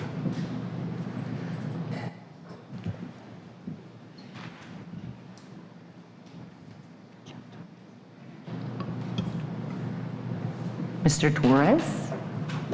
I'm Joe Teresa. I'm on the Environment Committee. I respect everybody's opinion. I mean, we all live here in Homer Glen, and that's why we're coming together. We're trying to find something. So I live on a 1 acre wooded lot, and I have to say, in my area, people get upset. Everybody has a wooded lot, then somebody comes in, and they cut down all the trees.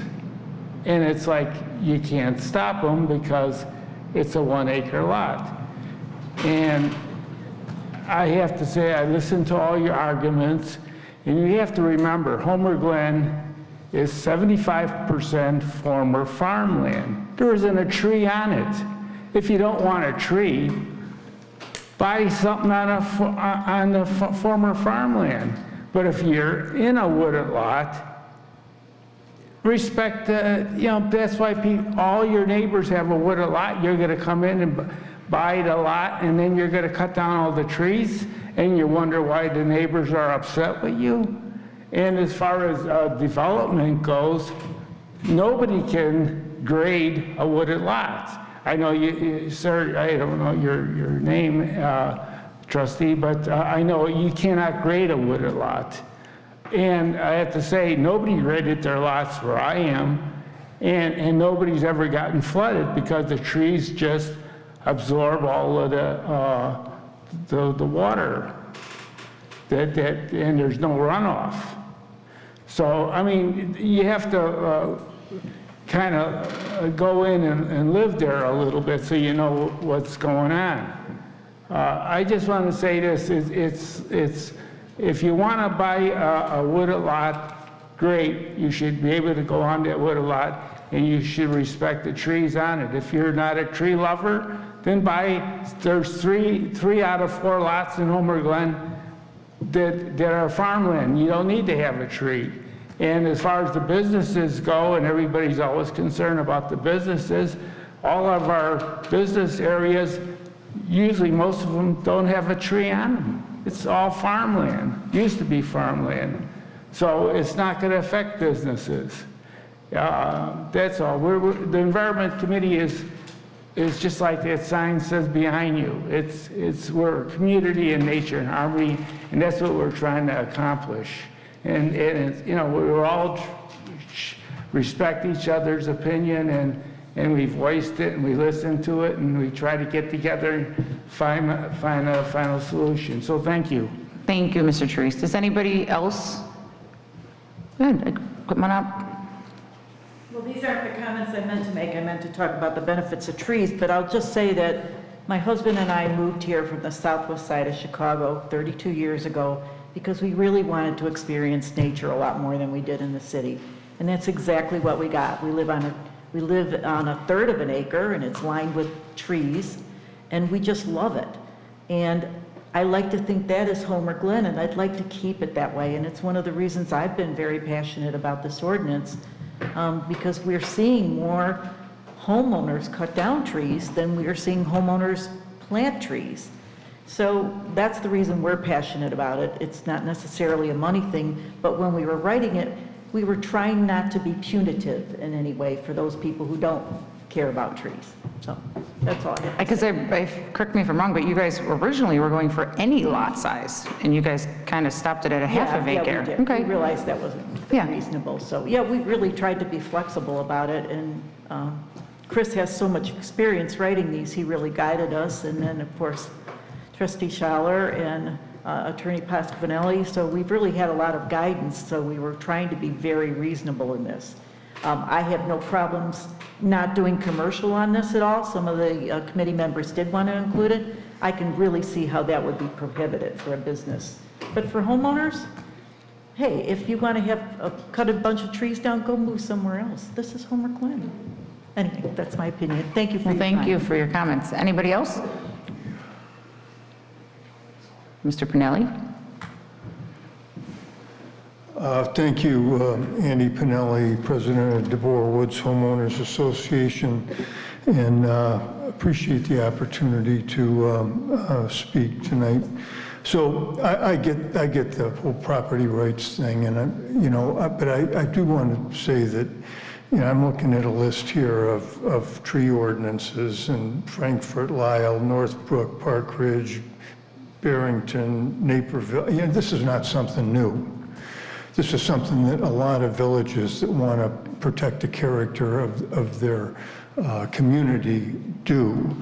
And it's just a matter of getting the penalties right. And yeah, I think one of the reasons why we moved to 1.5 acres was to try to implement this on the largest properties first. There was an advantage there, maybe to try to keep people on the larger lots from cutting down a lot of trees right away. But I mean, that was some of the thinking on that too. But as far as going down to smaller lot sizes, from my experience in our neighborhood and in surrounding neighborhoods, some of the most egregious examples of clear cutting are happening on 7.5 acre lots. And I think if you really want to protect the character of a neighborhood by neighborhood. You've got to get down to lot sizes, closer towards a half acre. So I just wanted to make those comments in terms of what our thinking was. It's really an opportunity to encode our values in the future of the village, and it's in taking it to the smaller lot sizes. It's really through maybe these programs that Trustee Shaler was saying about education and the value of trees. I mean, there's an educational process that has to go on to, try to sensitize people in some cases to the value of trees. But eventually it gives us an opportunity to enroll every homeowner in the community, regardless of the size of their property, into tree protection and restoration, whether it's required on less than half acre lot sizes or above. So those are just some comments that I had for consideration on this.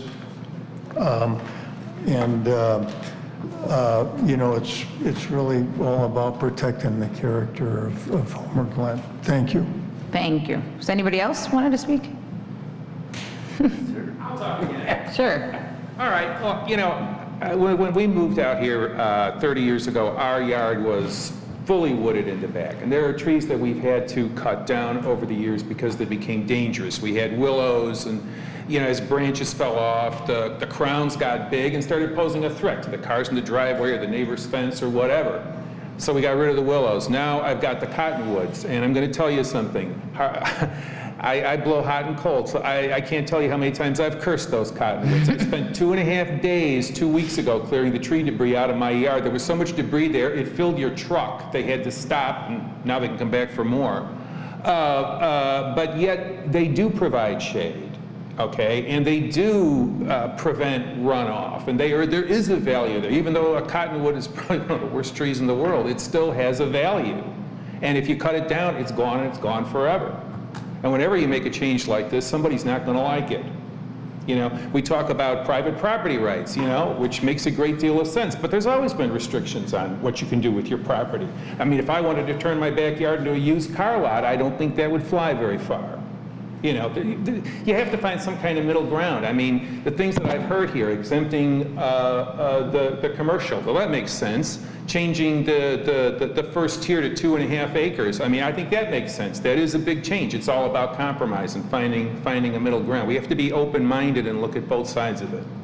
And that's what I have to say. Thank you, and you did that with a smile. I appreciate that. All right. Yes, Mr. Gruba? Just one last thing, I promise. So I just wanted to say that even if this ordinance was adopted at 3 acres for a minimum lot size, and the mitigation and restitution went down to $25 an inch instead of $150 as written, it would still be more effective than the ordinance that we have now.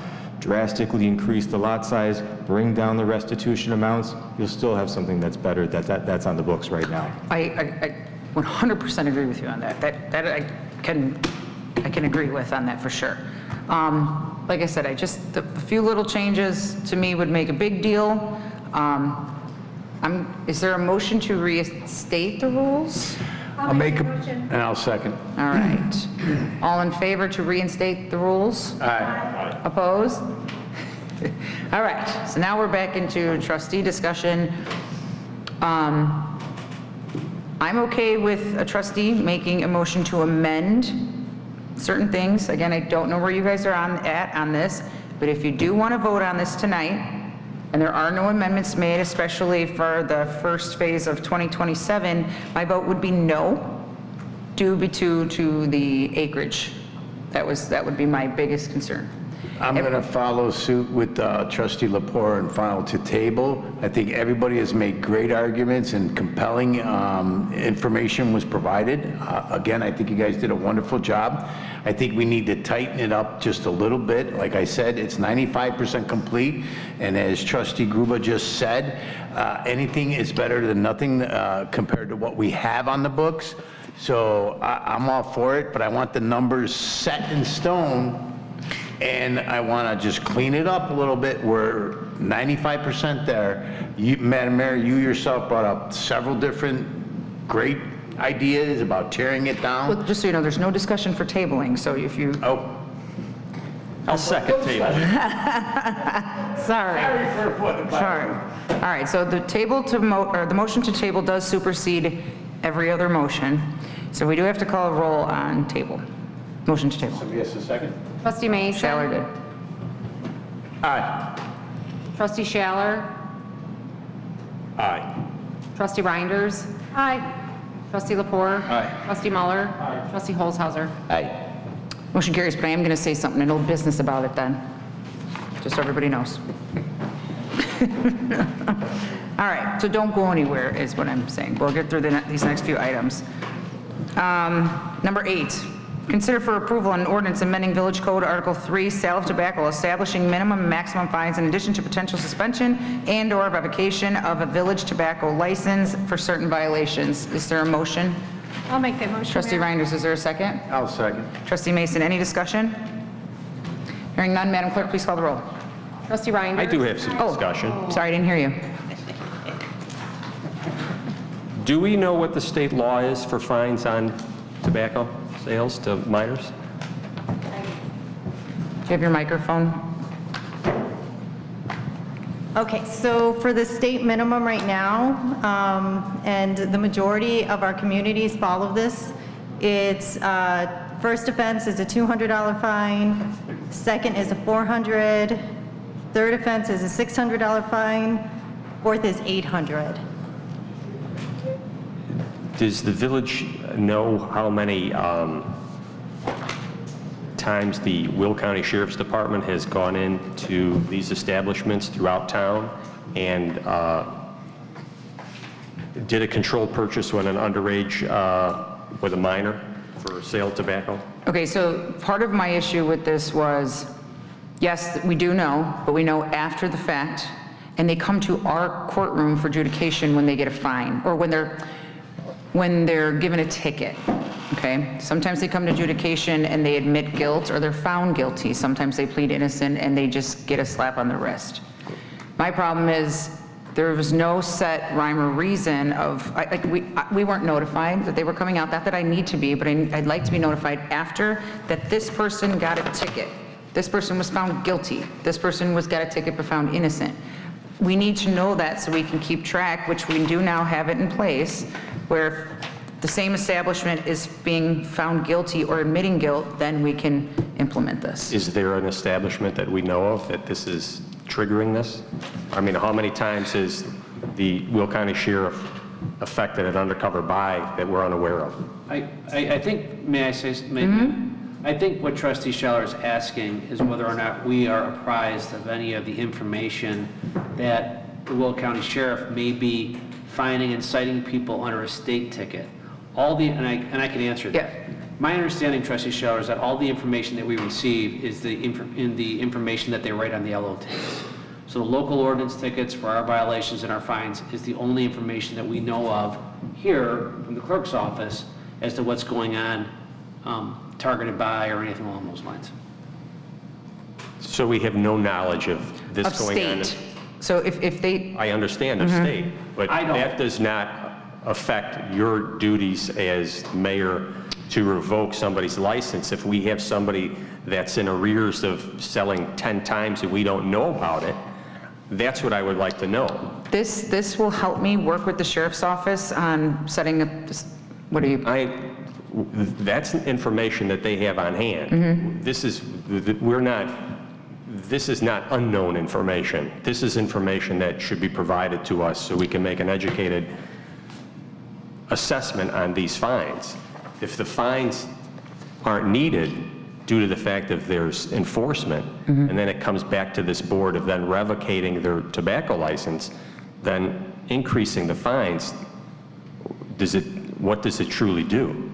May I say something? Yes. I think that the ordinance, as it's been prepared, does two things. It sets mandatory minimums for sales of establishments within the city to underage persons, number one. And number two, it also sets a mandatory minimum suspension of their tobacco license for the first time they sell to someone that's under the age of 21, which is something that our ordinance did not have a mandatory minimum suspension or revocation period for the sale of tobacco products to an underage individual.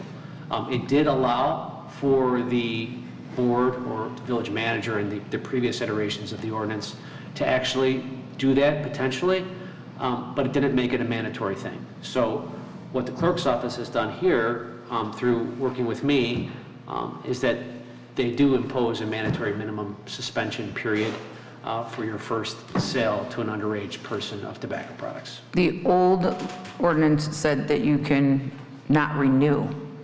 It didn't say anything about suspension at the time. So let's just say the renewal is in April. So if they in May sell to a minor, and then they wait all the way till April, they can continue to sell the minors all the way until April, and then that is when we don't renew. This way, if they sell in May to a minor, or June, July, at that point, they can be fined, suspended, whatever it may be, and then at renewal time, I could say, no, you violated our ordinance once, twice, 3 times, whatever it may be, and then that's when we say, no, you're not renewing your license. But how it was previously written really wasn't clear to me. It wasn't clear, and it's tiered too now. Yeah, so now at least gives us steps. Before it was, you sell to a minor, you sell to a minor, found guilty or admit guilt, you get a fine, but we can't do anything until your renewal. That's where it kind of ended. So now at least it's clear what the steps are. Yeah, Sure. and it not only did it set a mandatory minimum suspension period and potential revocation after the third offense, but it also set forth a mandatory minimum fine for selling to a minor. Before, it was a catch-all, I believe 500 to 1,000 is what the administrative hearing officer could adjudicate. Here, it raises that in the instance of selling to a minor at $1,000, putting a minimum fine of 1,000 on that. I'm all good with it. I think my true concern is if we don't know if there's a nefarious business in town selling to underage people, and we don't know of that, and we continue to give them a license, I believe that that's an issue. I think there needs to be some type of if we need to FOIA Will County, or the clerk can reach out to the Will County to obtain all previous history, I think that's important to give a educated message to at least giving a license next year. As you know, there's a difference between getting a ticket or being in violation than being found guilty or admitting guilt too. So yeah, we have establishments that get tickets, but they're not always found guilty. So from now, once this is done, the sheriff's office and I will have a lovely conversation about giving us that information, whether we FOIA it or if they want to hand it to us on a monthly basis. Yes, go ahead. Madam Mayor, just briefly too, I think that the deputy clerk can kind of speak, and the clerk can speak a little bit to this. When they are going through the renewals, given the standards that are there for the renewals to make sure that folks haven't received violations of certain things, they have FOIA'd various information. And why don't you just, if you want to call upon. We discussed this too, but sure, go ahead. Oh, no, so I did FOIA the Will County Sheriff to get, from way back to 2022 to current, every violation from when they went and tested the tobacco shops. So I do have it. Right, when they do their sting operations, I guess. Right. But do you have the FOIA information of how many times they were actually found guilty or admitted guilt? Well, because there's a difference. It comes through our adjudication. Right, but what Trustee Schaller is saying is, other than coming here, do they have any other violations maybe with the state or the county, is what you're saying, that they may not come through here for? I specifically only care about Homer Glen. So if the Will County Sheriff's Department is bypassing a local ordinance violation and then writing a state charge, then at some point in time, at the state charge, somebody within this village should be apprised of that, so we could also go to county, go to court, to be there for that. And you FOIA'd that, has that ever happened? No, it comes through our It's always been here, okay. So it always comes through in-house adjudication? Yes. Well, that's information, it's held right here.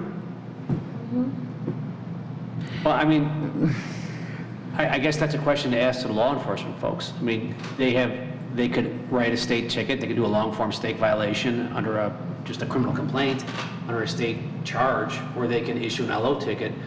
That's probably within their discretion, and maybe the lieutenant can speak a little bit on that. The state charge, I don't know, what the clerk is sharing is that she doesn't know of any of that information. That would be information within their province. As ex-law enforcement, I would love for it to just be considered just written on a local ordinance violation, due to the fact that it comes here and we're at firsthand knowledge of somebody that is in violation. 100%, because as we all know, when you bring a massive slew of complaints to the Will County State's Attorney's Office, when you're dealing with state tickets on a very crowded court call, oftentimes these cases are traded or they're dismissed because for want of prosecution, because they don't have the manpower to actually prosecute. That was my experience in Will County, at least. Hi. Hey, I can tell you with 100% certainty that anytime they do these sting operations, or whatever you want to call them, they're always written on local ordinance. Whenever they come out here, they always contact me. I receive the ordinances that I turn into Doreen at Code Enforcement.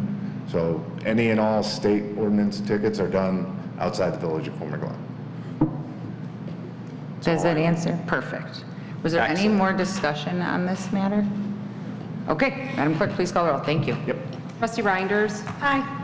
Trustee Mason? Aye. Trustee Schaller? Aye. Trustee Lepore? Aye. Trustee Muller? Aye. Trustee Holzhauser? Aye. Motion carries. Number 9, consider for approval the proposed Run to Remember 5K event for Saturday, September 12th, 2026, at the estimated total cost not to exceed $3,000. Is there a motion? I'll make that motion, Mayor. Trustee Reinders? I will second. Trustee Holzhauser? Trustee Reinders? I have nothing there. Trustee Holzhauser? Oh, looks like a great event. Any other discussion? No? Dan, would you mind explaining this event? Yeah, first and foremost, I'd like to say that I'm not asking for an additional funds for this, that is going to come out of the events funds for that.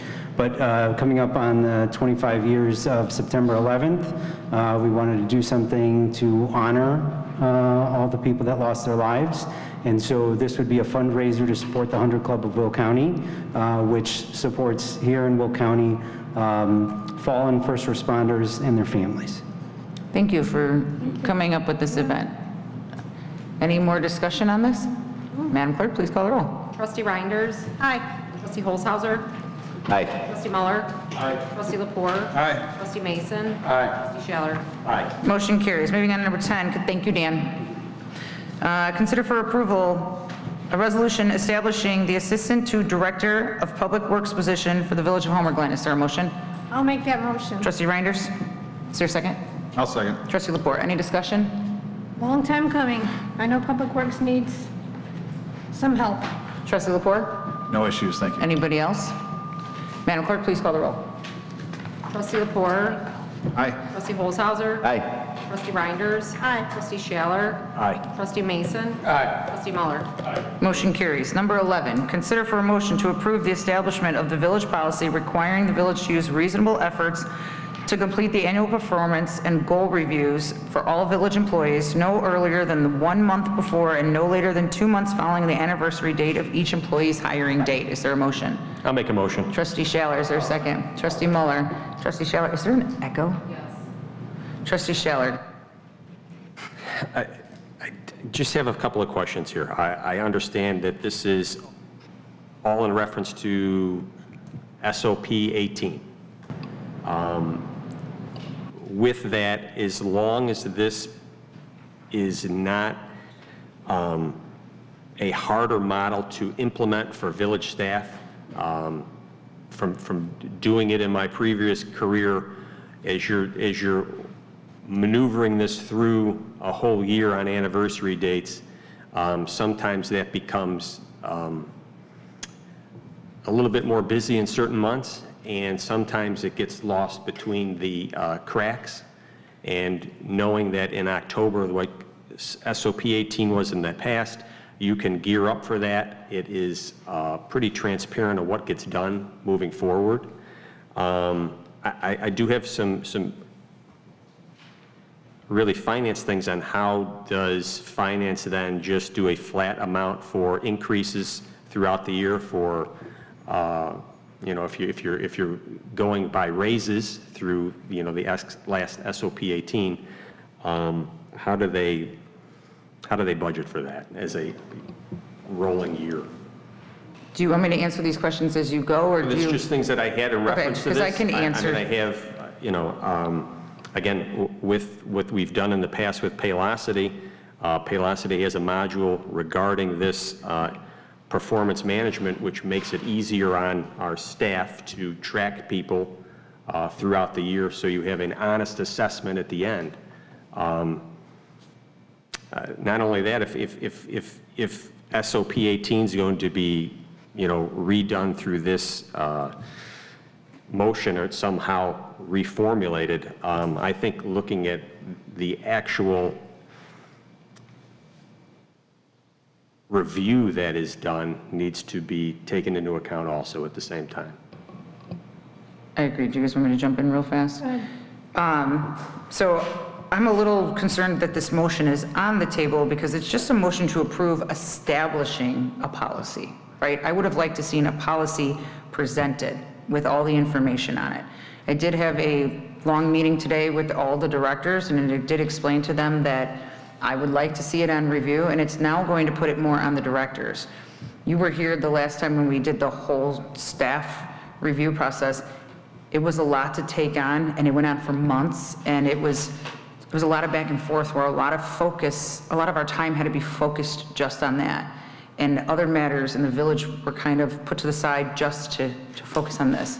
At this time, you're right, Paylocity does have a performance review, which I would like to implement, which I would have liked to see the policy established with that already in here. So making a motion just to say go ahead and establish one, and then having to bring it back so we can just approve it again, doesn't make any real sense to me. I wish it would have just been done. May I say something? If this is approved, that becomes the village policy. The policy is that all of the village employees will have review date on their anniversary hire date. That's the policy. And whether it doesn't require any other formal action other than... But what's the review? How are they being reviewed? There's nothing established of, and that was the main question of the director heads today was, are we going with the old review or are we going with the old, like there was too many questions about the review in itself. So just saying, yes, it's the anniversary, yeah, but what is the rest of it? If we're just going to approve not reviewing them on their anniversary, that's great, but there's so many other things that go with it. I think what you're asking for, Madam Mayor, is a standard operating procedure to go along with this, is what you're saying. I agree with Trustee Schaller. I think Paylocity does have checking, and it's done once a year. I think it was actually helping the directors and prepare them because they don't have to do so many all at once. However, can that be done on their anniversary? So maybe we need a standard operating procedure first. That's what I would have liked to see, was something presented to us on that already. My concern isn't on the anniversary. My concern is, again, directors get busy with other things, and you don't want somebody to slip through, and then as long as, you know, like a performance management module can alert that, you know, almost like your iPhone, giving you an alert a month out that I got Mr. Smith's 1-year anniversary. It's time to look at his 3-month, 6-month review and then go forward. My goal is not to make an exuberant amount of work for staff to make this so burdensome that it's difficult. But if you break down each department really doesn't have that many employees except for Public Works and Parks, but they all have a deputy director as well. So all the other departments, they may have 1 to 5 employees at most. To do that amount of review is really nothing compared to doing all 56 or however many we have at once. Yeah, and Public Works, obviously, you know, they're different animals. So now you're really just looking at Parks, which there's really, how many in Parks? 7, 8, something like that? I think it's 9. Or whatever it may be, right? It's not that many, because they also have a deputy director where they can be broken down. Every other department is very small. So it actually lessens the burden on HR, the village manager, the attorney, us as trustees this way. as I explained to the directors today, I would like to see them take more of an initiative to shape the employees upward more, kind of corral the way things are going. We had a long talk about payroll and time clocks and time off. We had a long conversation, and I think the directors were really on board with this, of taking the initiative now to really take more more responsibility for their employees, and they liked it, and I think that's fair. Before we go to, does any other trustees have anything to add before village manager, Joe Baber? Yeah, just that I have looked at anniversary dates for all the employees, and it's pretty scattered throughout the year. There's a couple instances, but it's pretty well, scattered out through the year where these would be occurring. And I think it is helpful. Just from my personal end, I had to do 16 evaluations, in a 1 month period. So I think this is going to help out everybody.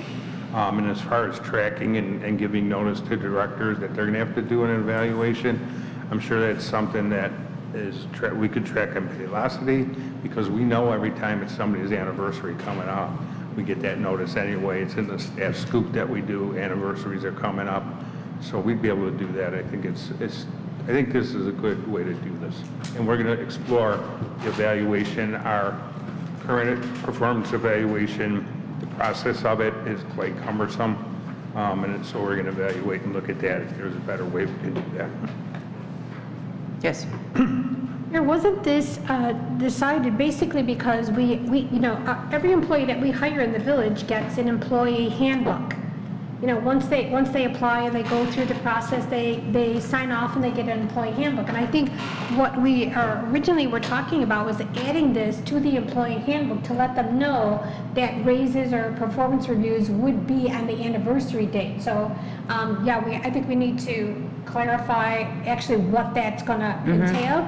But I think this basically was to add to the employee handbook to say, just to change the verbiage to say that now, instead of, everybody being done at the same time, that when you get hired here, your performance review is going to be on your anniversary date. I agree with that, but when we make changes, I don't want to piecemeal it. Yeah. Give me the whole thing at once and let's figure it out. All right, for performance review on your anniversary. Okay, what's the performance review? Right. Is it going to be the same as what we've been doing on a yearly basis? Right. Yeah. So then we table it until it's complete. It's up to you guys. However it's written, it's there's a consider for a motion to approve the establishment of a village policy. Why do we have to do that? Right. What's the goal? I mean, really, what's the goal? I'll move to table. Is there a second? I'll second. Madam Clerk, please call the roll on tabling. Trustee Mason. Aye. Trustee Schaller. Aye. Trustee Reinders. Aye. Trustee Lepore. Aye. Trustee Muller. Aye. Trustee Holzhauser. Aye. Motion carries. Number 12, consider for approval a motion subject to review and approvals of the village manager and village attorney to approve $5,000 payment to the owner of the property commonly known as 15056 Eagle Ridge Drive, Homer Glen, Illinois, subject property, in exchange for the owner's grant of drainage easement of a particular length and width to be determined by the owner and village, but not less than the size and width depicted in the draft plat of easement attachment as Exhibit A. Is there a motion? I'll make that motion. Trustee Reinders? Second. Trustee Schaller? Trustee Reinders? Basically, this is the gentleman that lives on the corner of Eagle Ridge and 151st. Our sewer is on his property. And in order for us to gain access to it, this is what the arrangement was.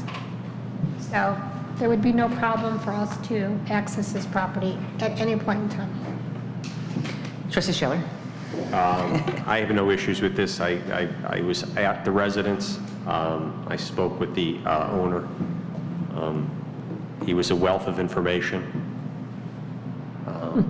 I have no issues. Trustee Muller? No issues. Trustee Holzhauser? No issues. Trustee Lepore? Nothing. Trustee Mason? We're on his land. Okay. I took Trustee Schaller there, and we did have a long, lengthy conversation. He was very informative. This is something that was already in the past. We're just bringing it to fruition now. Madam Clerk, please call the roll. Trustee Reinders. Aye. Trustee Schaller. Aye. Trustee Holzhauser. Aye. Trustee Muller. Aye. Trustee Lepore. Aye. Trustee Mason. Aye. Motion carries. Moving on to workshop, there is none. Old business, before we go into update regarding Long Run Creek, which I don't know if we can because we don't have Brett Westcott. Does anybody else have an update on that? Okay.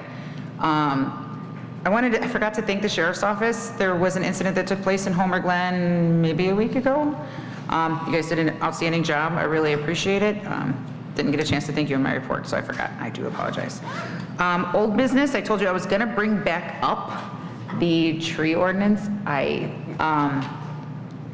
I totally forgot what I wanted to say on it though. But I do want to make sure that this gets done. So, if we have to do, which I don't want to do, but if we have to do a special meeting with the trustees, if we have to meet 2 by 2 to talk about concerns, certain trustees seem to have more concerns, I think it would be nice to come together on this than be so far apart. We're not always going to agree, and it may come to on a split vote, but I want to make sure that with the Environment Committee's blessing on the changes that that I would like at least, and if we can come to an agreement from there, I think that would be great. Because it was tabled, but it wasn't tabled to a certain date. Do we need a committee of the whole?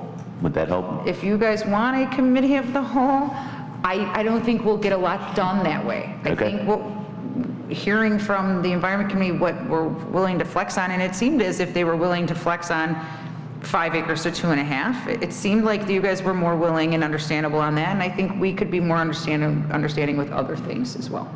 So, Trustee Schaller, it's your committee. So maybe you can be the mediator, or if you'd like me to assist, I'm happy to do so. I always wanted to be the mediator. I think that's a great job. Perfect. I think we'll bring it back to a environmental committee meeting, and we'll discuss. When is your next environment meeting? I have no clue.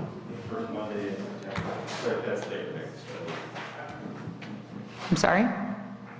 I'm sorry, I thought it was the first Monday in Labor Day, but I'm That's in September 7th.